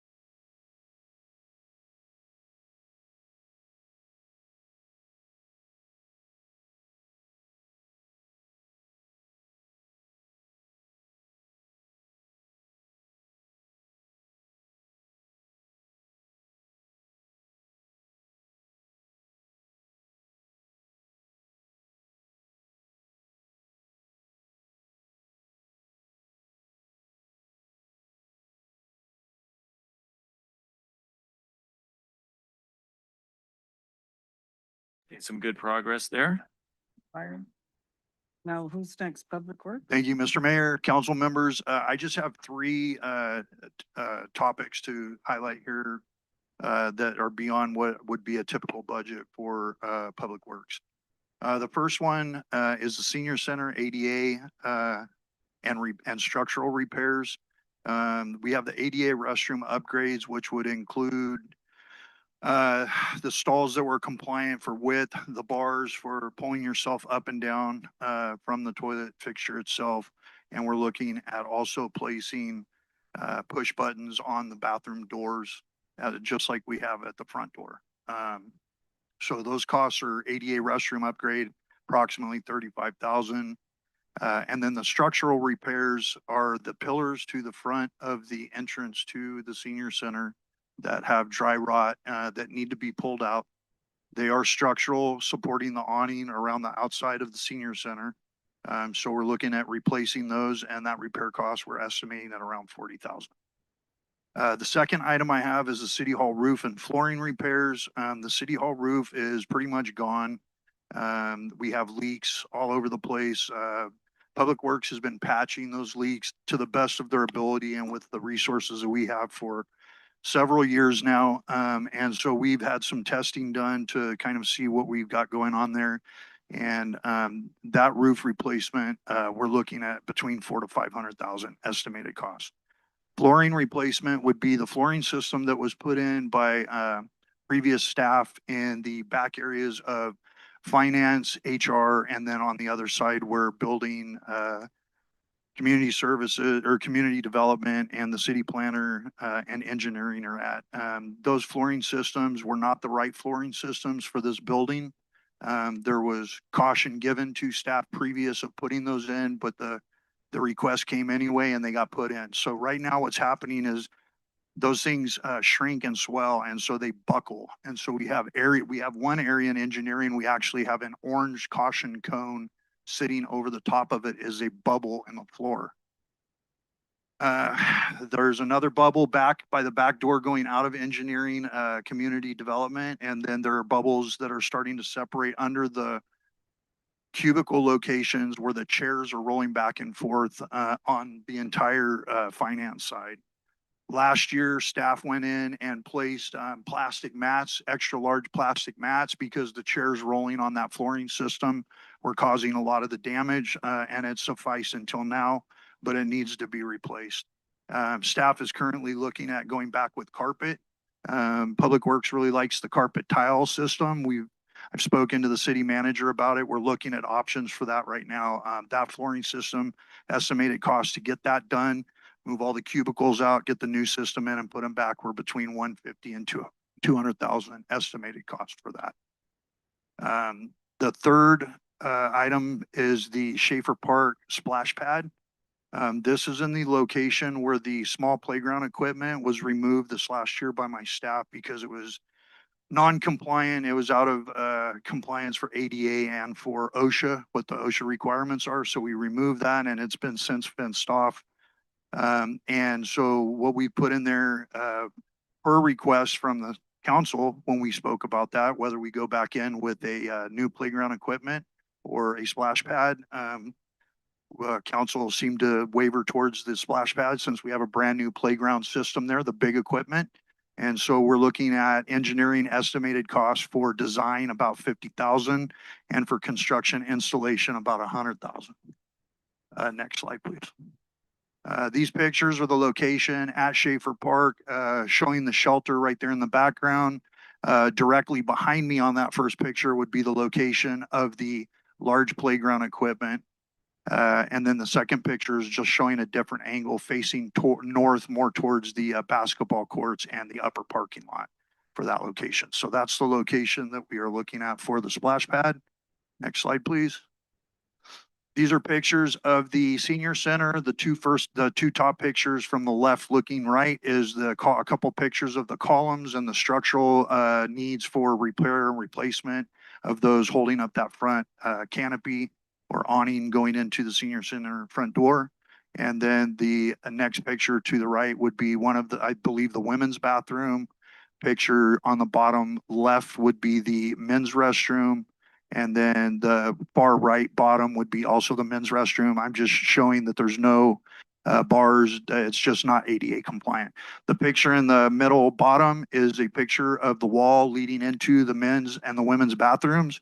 That would be the location that we would be installing the ADA push button door openers. And that's all I have.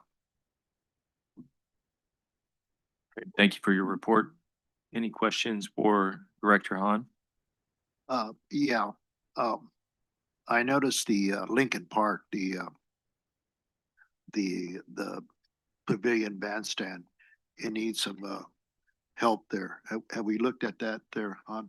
So I can tell you that we just, between Public Works and actually Community Services staff, just finished painting the cabana at Pioneer Village. We are looking at painting the gazebo that's here at Lincoln Park, and we have also budgeted in this coming fiscal budget to paint the entire outside of the senior center. Yeah, because if you look at the stucco, it's kind of cracking and everything, you know, it needs some little TLC there a little bit. Because I didn't see it in your presentation. I'm just throwing it out there. It's budgeted in the budget. Okay. Yeah. These are just special items that are kind of non-traditional for the Public Works budget. A lot of these items get taken care of with grants. Do we have Granite Solutions working on some of these ADA upgrades? Because I know there are occasionally grants that come out for improvements like that to public buildings. Yeah, we send the information to Granite Solutions with the hope that they can find something for us, or if we find something, we send, if we receive a NOFA, notice of funding availability, we'll send it to her as well. But we don't want to schedule based upon whether or not, you know, there's a grant available. Some of these, like the roof and everything, are stuff that happen and need to. Capital improvement projects. They are, if I could just piggyback on the city manager, the deferred maintenance that's taken place are some of the issues that we're seeing here, like the rotted wood for the pillars and the roof at Station 1, the roof here. The city's program now is to start rectifying and remedying some of those deferred maintenance issues, and these are some of them. Why is the roof so expensive? What's the square footage of City Hall here? Everything's expensive, but I can tell you 2/3 of the cost of our CIP projects are labor costs. Typically about 1/3 of the project cost is your material. The rest of it's labor compliance. Because it's prevailing wage. That is correct. Correct. Anybody from public with a question, comment? Anybody online or on the phone? Mayor, I see no hands raised at this time.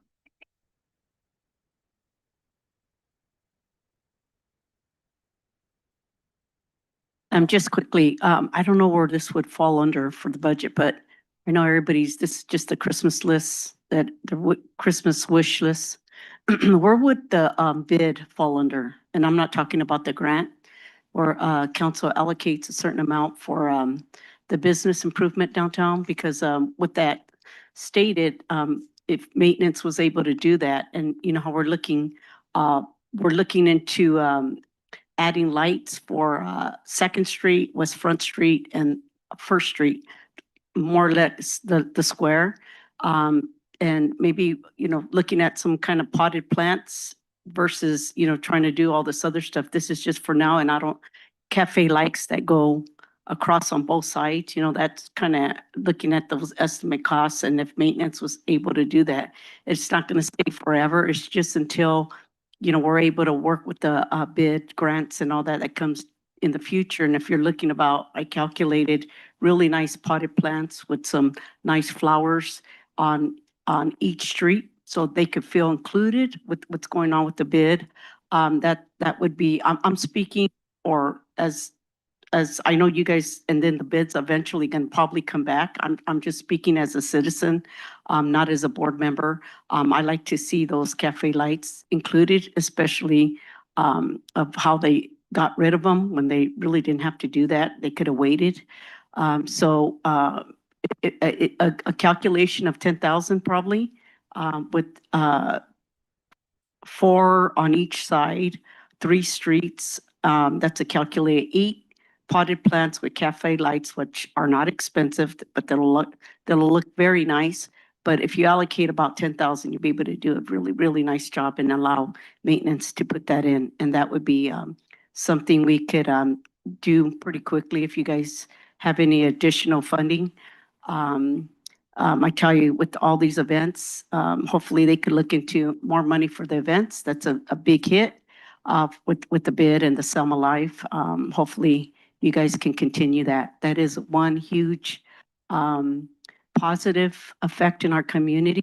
And I love that you guys, we look at all genres, all types of, music for everybody to come out and enjoy. Thank you.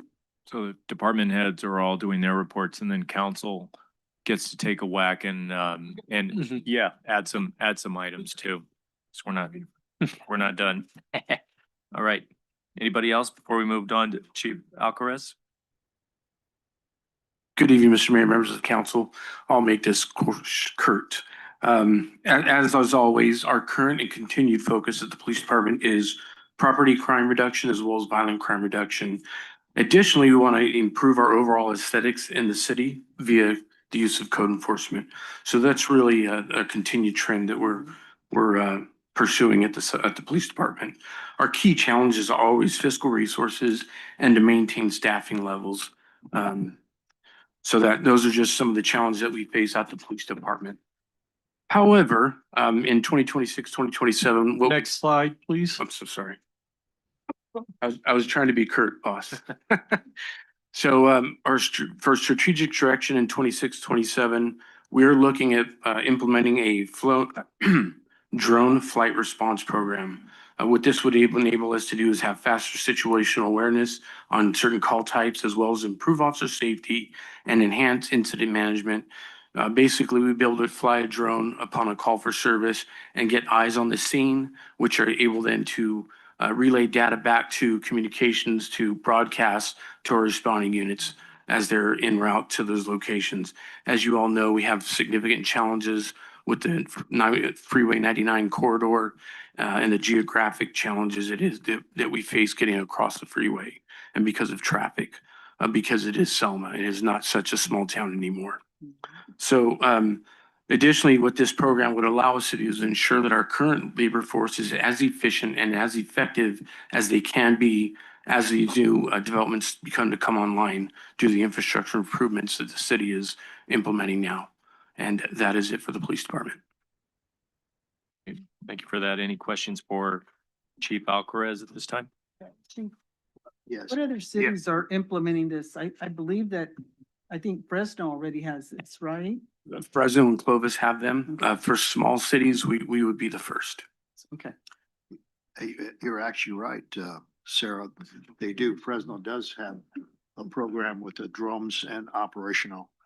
Yeah, and Clovis, they actually do. And one of my best friends' son is part of that team. Believe it or not, and he's actually right. It's more efficient when they're called to the scene. The assessment is phenomenal. The data that gives the officers from the backyard, front yard surveillance is it gives the protection of this. I want to say isolation of the situation, and it gives them an idea of what their challenges are taking place, and it does work. I have to say it works, guys. Quick question, is there has it been around long enough to quantify the results? How much is it reduced in terms of crime? For the actual, so just for clarification, we do have drones at the police department, which we use on scene, but that is driven by or flown by an operator at the scene. What this would do is allow us to just deploy a drone from our base camp here at the police department to pretty much this within our jurisdiction, and the operator would be housed at the police department. So that's why it drives up the cost a little bit more.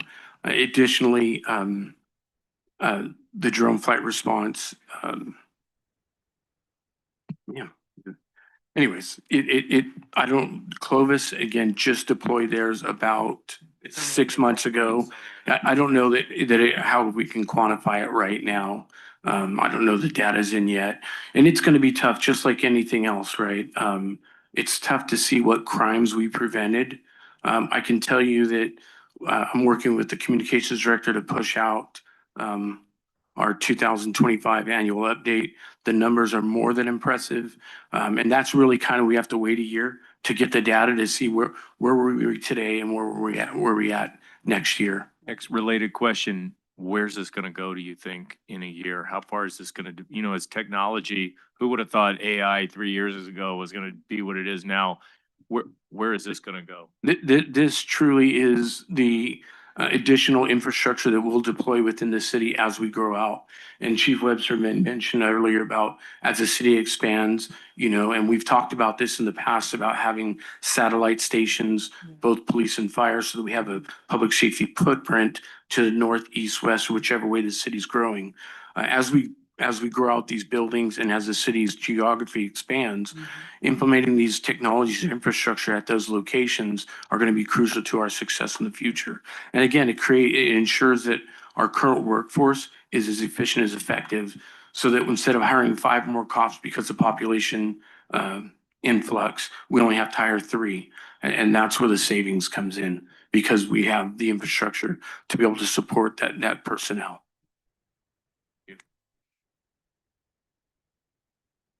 With them. Chief, just currently, are you fully staffed in your department?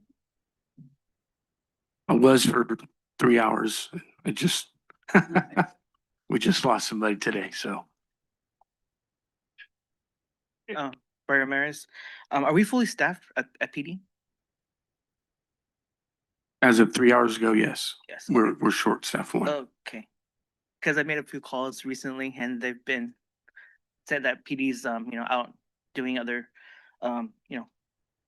taking care of other calls as well. But the only reason I asked is because I believe the area of Circle K and where the Valley Fitness is, the gym is at, it's a lot of homeless there. There was a situation where there was a homeless crossing the street, almost got ran over. The car with the driver cussed him out and he cussed back. So we called PD and it took a while for them to get out there. It's just situations like that, I believe, that need to be taken care of. That's why I asked if we're fully staffed, because if calls are taking long, I think we need to be more staffed. The drone, I'm gonna lie to you, I'm not a fan of it, because I think we need more data, more, more stats on it. I believe would be more effective would be maybe like a trader, like a police station, like that you can haul. Then that would be more effective. And you could tow it, different areas of the city. Also, cameras that are mobile as well. That would also help a lot. I don't know if the cameras are currently working in the city. Can that question be answered? So if I can respond, my 29 years of law enforcement experience, being a chief for 9 of those 29 years, as well as my experience as a patrol officer, 20 years, and then speaking with Cal Chiefs, Board of Supervisors, as well as sitting on the Cal Chiefs Laws and Legislation Committees. I'd like to say I'm pretty well versed in police operations, as well as technology improvements that are going to positively impact the police department. So like the Drone Flight Response Program is absolutely a force multiplier, as is the ALPR system with Flock that we just installed in the city. When it comes to staffing, we can be fully staffed. However, if we have a critical event such as a domestic violence, things of that nature, that's just going to be a huge strain on labor. And we have to be able to prioritize those calls for service. Additionally, to speak of the events with the homeless near the Save Mart, or I call it the old Save Mart, but Planet Fitness, what I would say is we are actually meeting, we're actually inviting the Floral Corridor businesses, which is a strip mall where Circle K is. We're going to invite the businesses across the street where Wendy's used to be, Ann's Donuts, and those business owners. I'm actually inviting them to breakfast on April 19th to talk about how we can work together to ensure that their properties are successful, and how we use code enforcement as well as public safety to leverage and ensure that goal happens. However, like this gentleman spoke of, the homeless is a continued problem throughout the state of California. I think that the city of Selma and our police department does a phenomenal job of mitigating the community's concerns. However, is it going to be perfect? No, it's not, because homeless have rights because they are citizens. We have to respect those rights. Otherwise, we get ourselves into undue litigation. And if you're watching any state, city, everyone's having issues with this situation. I know that the legislation or Supreme Court just made a ruling on Oregon and Grants Pass legislation. However, the city of Fresno is looking at pending litigation because of their new ordinances. So those are things we have to keep in mind as we mitigate the community's concerns, but also weigh that against our citizens' rights. Now that you mentioned that, Chief, let me just get some clarification in regards to business owners. If they're in front of your building or behind your building, as a business owner, you have a right, that's your property, to contact PD and say they're being nuisance here, you know, my clients can't come in, or they're disturbing my clients. I mean, that's something that you guys can come out and take care of, right? And that was the reason for inviting these business owners to breakfast, so that we could reinforce that to them. Because our law enforcement officers, our primary goal, and I will tell you, if you ask any one of our officers, the number one goal that they are achieving, or their direction, is to take guns off the streets. So that is our primary goal. Everything we do is geared towards taking guns off the street, because it makes it safer for our community members, safer for our law enforcement professionals. That said, we cannot be just driving around and just dealing with the homeless. It is always preferable if we're going to call for service from a citizen, because then it gives us standing to be able to say, hey, there's a problem, you're causing an issue, because we have a business owner that's calling, right? For example, you cannot disturb the peace of a police officer. So you can yell and scream and call us names. That's not disturbing the peace. However, you can disturb the peace of a private citizen, right? And if a citizen calls us, then we respond to that, right? So that's why we're going to meet with our business owners to reinforce that with them. Also give them a cheat sheet to some of the things with regards to like code enforcement or municipal code violations that are on the books that they can do, so that we can help them. So really, we're asking for them to help us help them. But it really has to come from not just the police department, but our community members, right? That's how that gives us more standing and reduces our liability tremendously. Yeah, because the only reason why I bring that up is because you can't even put gas at night, like past 8 once it gets dark. Again, just the other day I was gonna put gas, and there was 2 guys just sitting down Circle K, yelling, bro. I didn't look that way. I don't know if they're carrying. I don't know what they have. I don't know they're high as a kite. I'm not gonna take that risk. So I just put gas right away and just took off. So that's what I'm saying. Like, it's a huge concern. I understand that there's other issues that need to be taken care of in the city. Things that are more high priority. But again, we do have this issue. It's an ongoing issue. Again, Fowler, Kingsbury, I don't think I've ever seen a homeless there before. So, like I said, it is a big concern for the city of Selma, for us citizens. We are growing. Amber Woods is coming in. Looks like it's coming in fast. And then we have the caching project as well. That's also going to come in. So we are going to need more PD as well. So that was just my concerns. Thank you.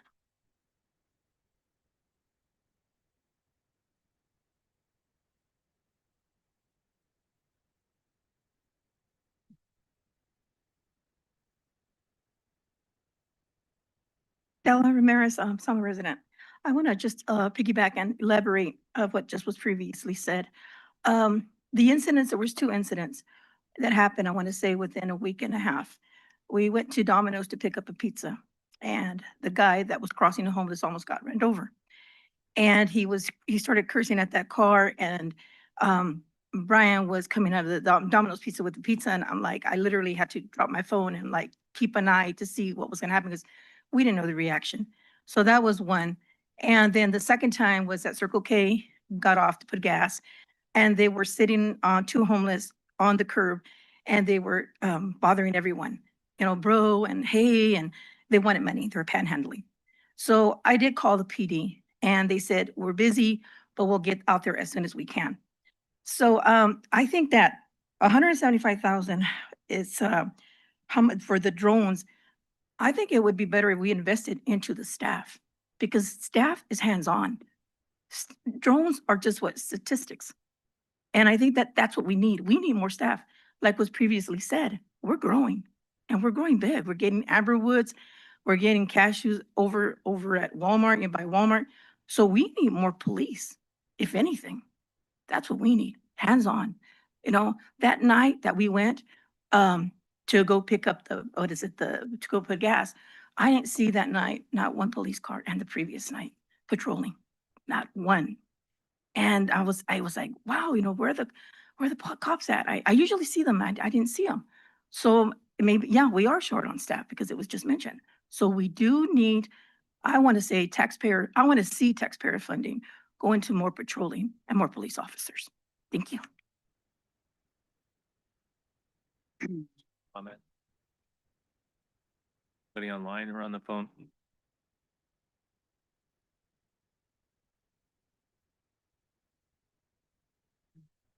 Mayor, I see no hands raised this time.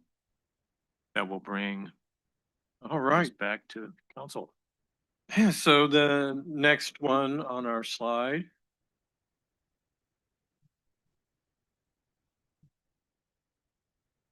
Council priorities. Now, in general, last year, looking at what was done, these were sort of the overall categories that council had selected to list their priorities under. So what I would like to do is do an exercise whereby we have each council member give their perhaps top 3 priorities that they'd like to see within the budget. And then if you saw something on all of these presentations today that is like, you know what, that's a no-go for me, let us know too, so we can put that down. And then if it's a consensus among people, then that just makes my job easier on saying no to it right away. So I'd like to turn it over. Us to blame for it then, Sarah. Exactly. Go ahead, Councilman Avalos. All right, you know, I'm old school there again. You know, I'm all for public safety. Public safety is important in the communities, bottom line. I don't care where you live, wherever, what town you live in, public safety, it requires fire and police. You know, I'll cut to the chase. And number 2 is also very important. I think downtown renovating your downtown is very important. Without your downtown renovation to make it spruce it up, people won't come and look at it. Okay, that's number 2. Number three is your parks.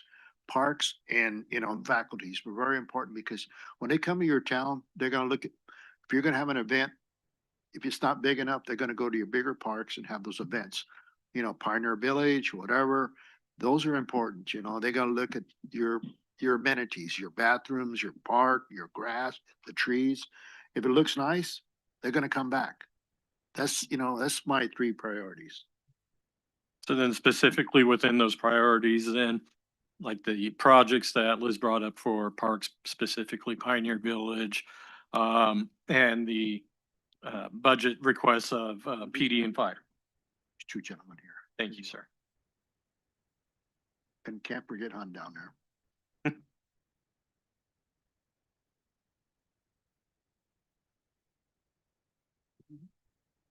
Okay, so what I have is you know, this is our second year as Selma Live, and we've been doing events, and seems like every time we do an event, it gets bigger. So this is just on my wish list to maybe allocate about $10,000 for events for Selma Live. Because, you know, some of these artists that we're getting, they're charging more and more every time. So also money for the spay and neuter ongoing program. I like to see it happen, not just once every year. I mean, we have this really strict ordinance that's gonna go into effect, and we need to start helping the people out there, because in all reality, you know, it's got lots of fines and stuff, but if we don't assist them in getting their animals spayed and neuter, it's gonna fail, or, you know, or they're gonna make us look bad. Also, lights and plans for the area that Mrs. Robertson or Citizen Robertson mentioned. I don't remember exactly what it was, but they needed the lights and the plants and all the good stuff to make it look good. I know downtown right here on High Street is looking beautiful, but people on the other side are saying, hey, wait a minute, I thought we're part of the business improvement district too, so we need to start moving on the other direction. Also, one of the issues that was brought up about the part-time OA, I think we should just cut out the administrative assistant position and hire a full-time office assistant to help the city clerk and everybody else that they can help with. Because I think the office assistant would be cheaper and we could save a little bit of money on that. Just my thoughts. Thank you. Thank you. Well, I'm gonna stick with public safety. Public safety is number one, as far as I'm concerned, because I strongly feel that our citizens should be protected at all times. So I would like to see that we continue to stay focused on our public safety and do what we have to fund what we need to do for our departments. And also, I'd like to stay on track with our fire department, our new fire station. Make sure that we don't lose sight on that and do what we have to do. If that means meeting with our congresspeople, our senates to try to help us fund some of this, you know, let's do that because this is an opportunity. And they're all saying, you know, they're willing to help out, but let's just, you know, we got to have a plan and we got to stay focused. So I'd like to see that continued. Our infrastructure, I'd like to continue infrastructure and slash with economic development, pushing our businesses. We need to get businesses here and we really need to focus on staying on top of that because businesses want to come here. It's just doing what we have to get them here. Okay. The downtown revitalization, that's in place, so that's going. I think that with the grants that are helping out, I know that urban grant that should be getting completed, I think by June of this year, is going to be a huge impact, or a huge improvement. Also, the city is looking to fund some of that money for our downtown as well. So I think we're getting there. So parks and facilities is always going to be a priority as well. And I'll tell you, I've had calls from citizens that go and watch their kids at Schaefer Park. And it took them 30 minutes to find parking because it's so packed there. That park is definitely getting overwhelmed with people, you know, and we're saying we want more kids to sign up because that's what we want. We want to keep these kids busy off the streets, but we need the parks. We need these parks. And I'll tell you one thing about Selma. You go to other parks, and I did this for years, taking my kids to other schools and playing it. Selma has one of the best facilities in Selma. We do. We have great facilities here. And you know what people always say? You guys keep those parks nice and clean. It's the truth. It's the honest truth. And I want to give you guys kudos for that because our parks are nice, very nice. But I think that with all this growth, we really need to look at bringing back Rockwell Pond. We got to start looking at that park because that park is going to be huge for the city of Selma. So those are my comments and Thank you. I agree with everything I've heard, just exclamation point. And I really want to say thank you to all the department heads. I just want to say thank you to everybody and everybody for coming out on a busy day. This is unity, you know, we're all kind of pulling in the same direction. What's interesting this year is I don't see anybody shaking their head no. When I hear these requests, everybody's kind of like on the same page. We would love to get these going. And I think at the end of the day, to be able to fund that, we need to keep attracting businesses. You know, I think that's important, commercial development as well as the residential development that's coming in, collecting those impact fees and doing smart things like those community facility district, citizen facility districts, CFDs, that are very important to keep funding public safety so that we can have those services to keep maintaining our city as a great place for people to come. We had, a gentleman come in today and talk about, TOT. But that was half the story. That's a business owner talking, and I respect that. They gotta make payroll. They need to make money or they won't come to Selma. We got 4 hotels here, so obviously they're doing something right. They do want to make money here. But, we have a lot to attract people to Selma. Maybe we don't, have some of the amenities, but we do have an arts center that people come to visit. We have a nightlife that's flourishing. We need to keep that going, how we should, keep encouraging our business improvement district, like April 10th, when we have John Pemberton and his wife Tammy for line dancing. I mean, the other cities have things like this, but we are programming it. We're gonna have a farmer's market. We're just making more and more in terms of attractions for people to come to Selma with the long term. So those are short term goals of keeping, promoting business, having events downtown, making downtown look good. But in the end, we also need more downtown parking. I think we want to look at the police station. We're already doing a lot of this, but let's make it a priority to allocate some of those parking spaces to the public and work with the FCRTA. They're right in our backyard. Their $20 million maintenance facility is right here, and people work there every day. Let's utilize that relationship. Let's leverage it and see if we can get them to help us with park and ride downtown. We need a recreation center big time. We just need it, so why are we doing all this? Well, we want a place for our people where they want to be, where they want to move, where they want to live. And we do need that recreation center. So let's try to get that on our CIP and make that a real priority. And we, as Mayor Pro Tem said, we need a park. We need a regional park, not a pocket park. We need a regional park so people can come and play soccer. I mean, every Sunday at church, we see the folks from the soccer teams, and they say we just don't have enough space. We got to share it. We have to share it with baseball and football. We love baseball and football, but we don't have any place of our own. So let's look at that. And finally, we haven't had an economic development director in a while. It'd be great if we could look into that. Our comms director has been a real game changer for our city in terms of marketing, working with the departments. He's one person. So I think the other side of that coin is economic development, someone to look at what we're doing and to leverage those relationships with EDC and with those groups out there that are writ large. They are like regional organizations, but we need a smaller organization or a smaller person here, that can communicate with those organizations to leverage that information to make our city a better place to work and to live. And that's it. So shall we move it to the public and ask the public for any priorities that? That's the next slide. It's questions and comments, which is essentially it should have been the next. Oh, there we go. Hey, look at that. For the public to come up, we've had some really good discussion from the public and the input that we've received so far. I've been writing it down, so I appreciate that. And I've got a ton of notes to go through. You do. But yeah, this portion is for the public.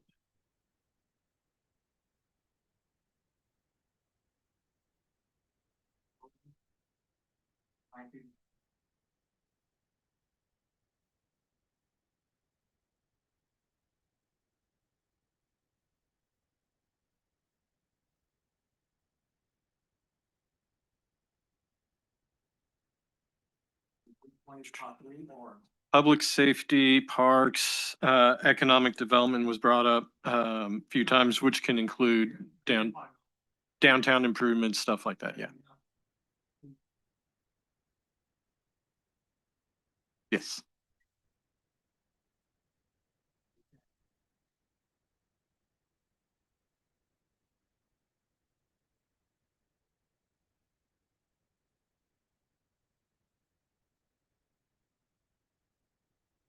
Right. And as we move through the budget process, we'll bring stuff back. We're try to fit whatever we can in, and then there may be further discussion amongst council of, well, we have this in here and we have this in here. We need to prioritize which project.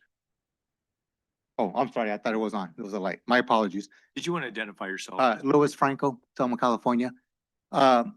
So basically my question in a nutshell is, what are the three top priorities coming out of this workshop? If I know, two seem clear, I'm just ambiguous of what is the third one.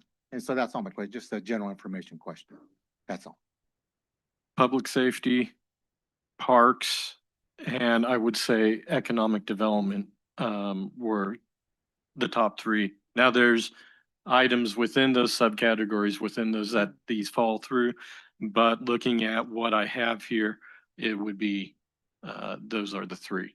And if council would like to confirm that, to make sure that I understand that, then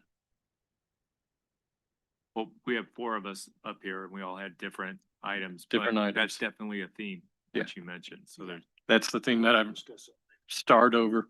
that's why we're having this meeting Mhm. here, so we can you can pull all that information. Right, together. and it'll coalesce more as we move forward through this process. So this is just the foundation for us building that budget moving forward. I just want to say thank you to everybody and everybody who's come out. It's very nice that you guys put a lot of work, the effort in it. And also we understood very well that this was a Christmas wish list. And you know, you go from there, and I'm sure you'll get citizens that will also put in their input. And but there's still another budget meeting coming up. And I also like to say, are we seeing the $10,000 furniture, chairs and desk? Are these the ones that you guys did purchase? Very nice. And you guys look all very comfortable in it. Good job.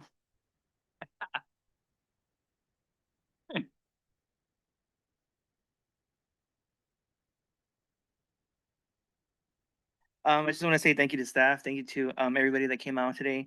Thank you to council. I think the vision is very clear here. You know, citizens first, Selma first. I think we didn't have that in the past, but we do have it now. So thank you guys for everybody. Thank you guys for doing that for us, for being transparent, for asking all the right questions. Yeah, that's pretty much it. Thank you.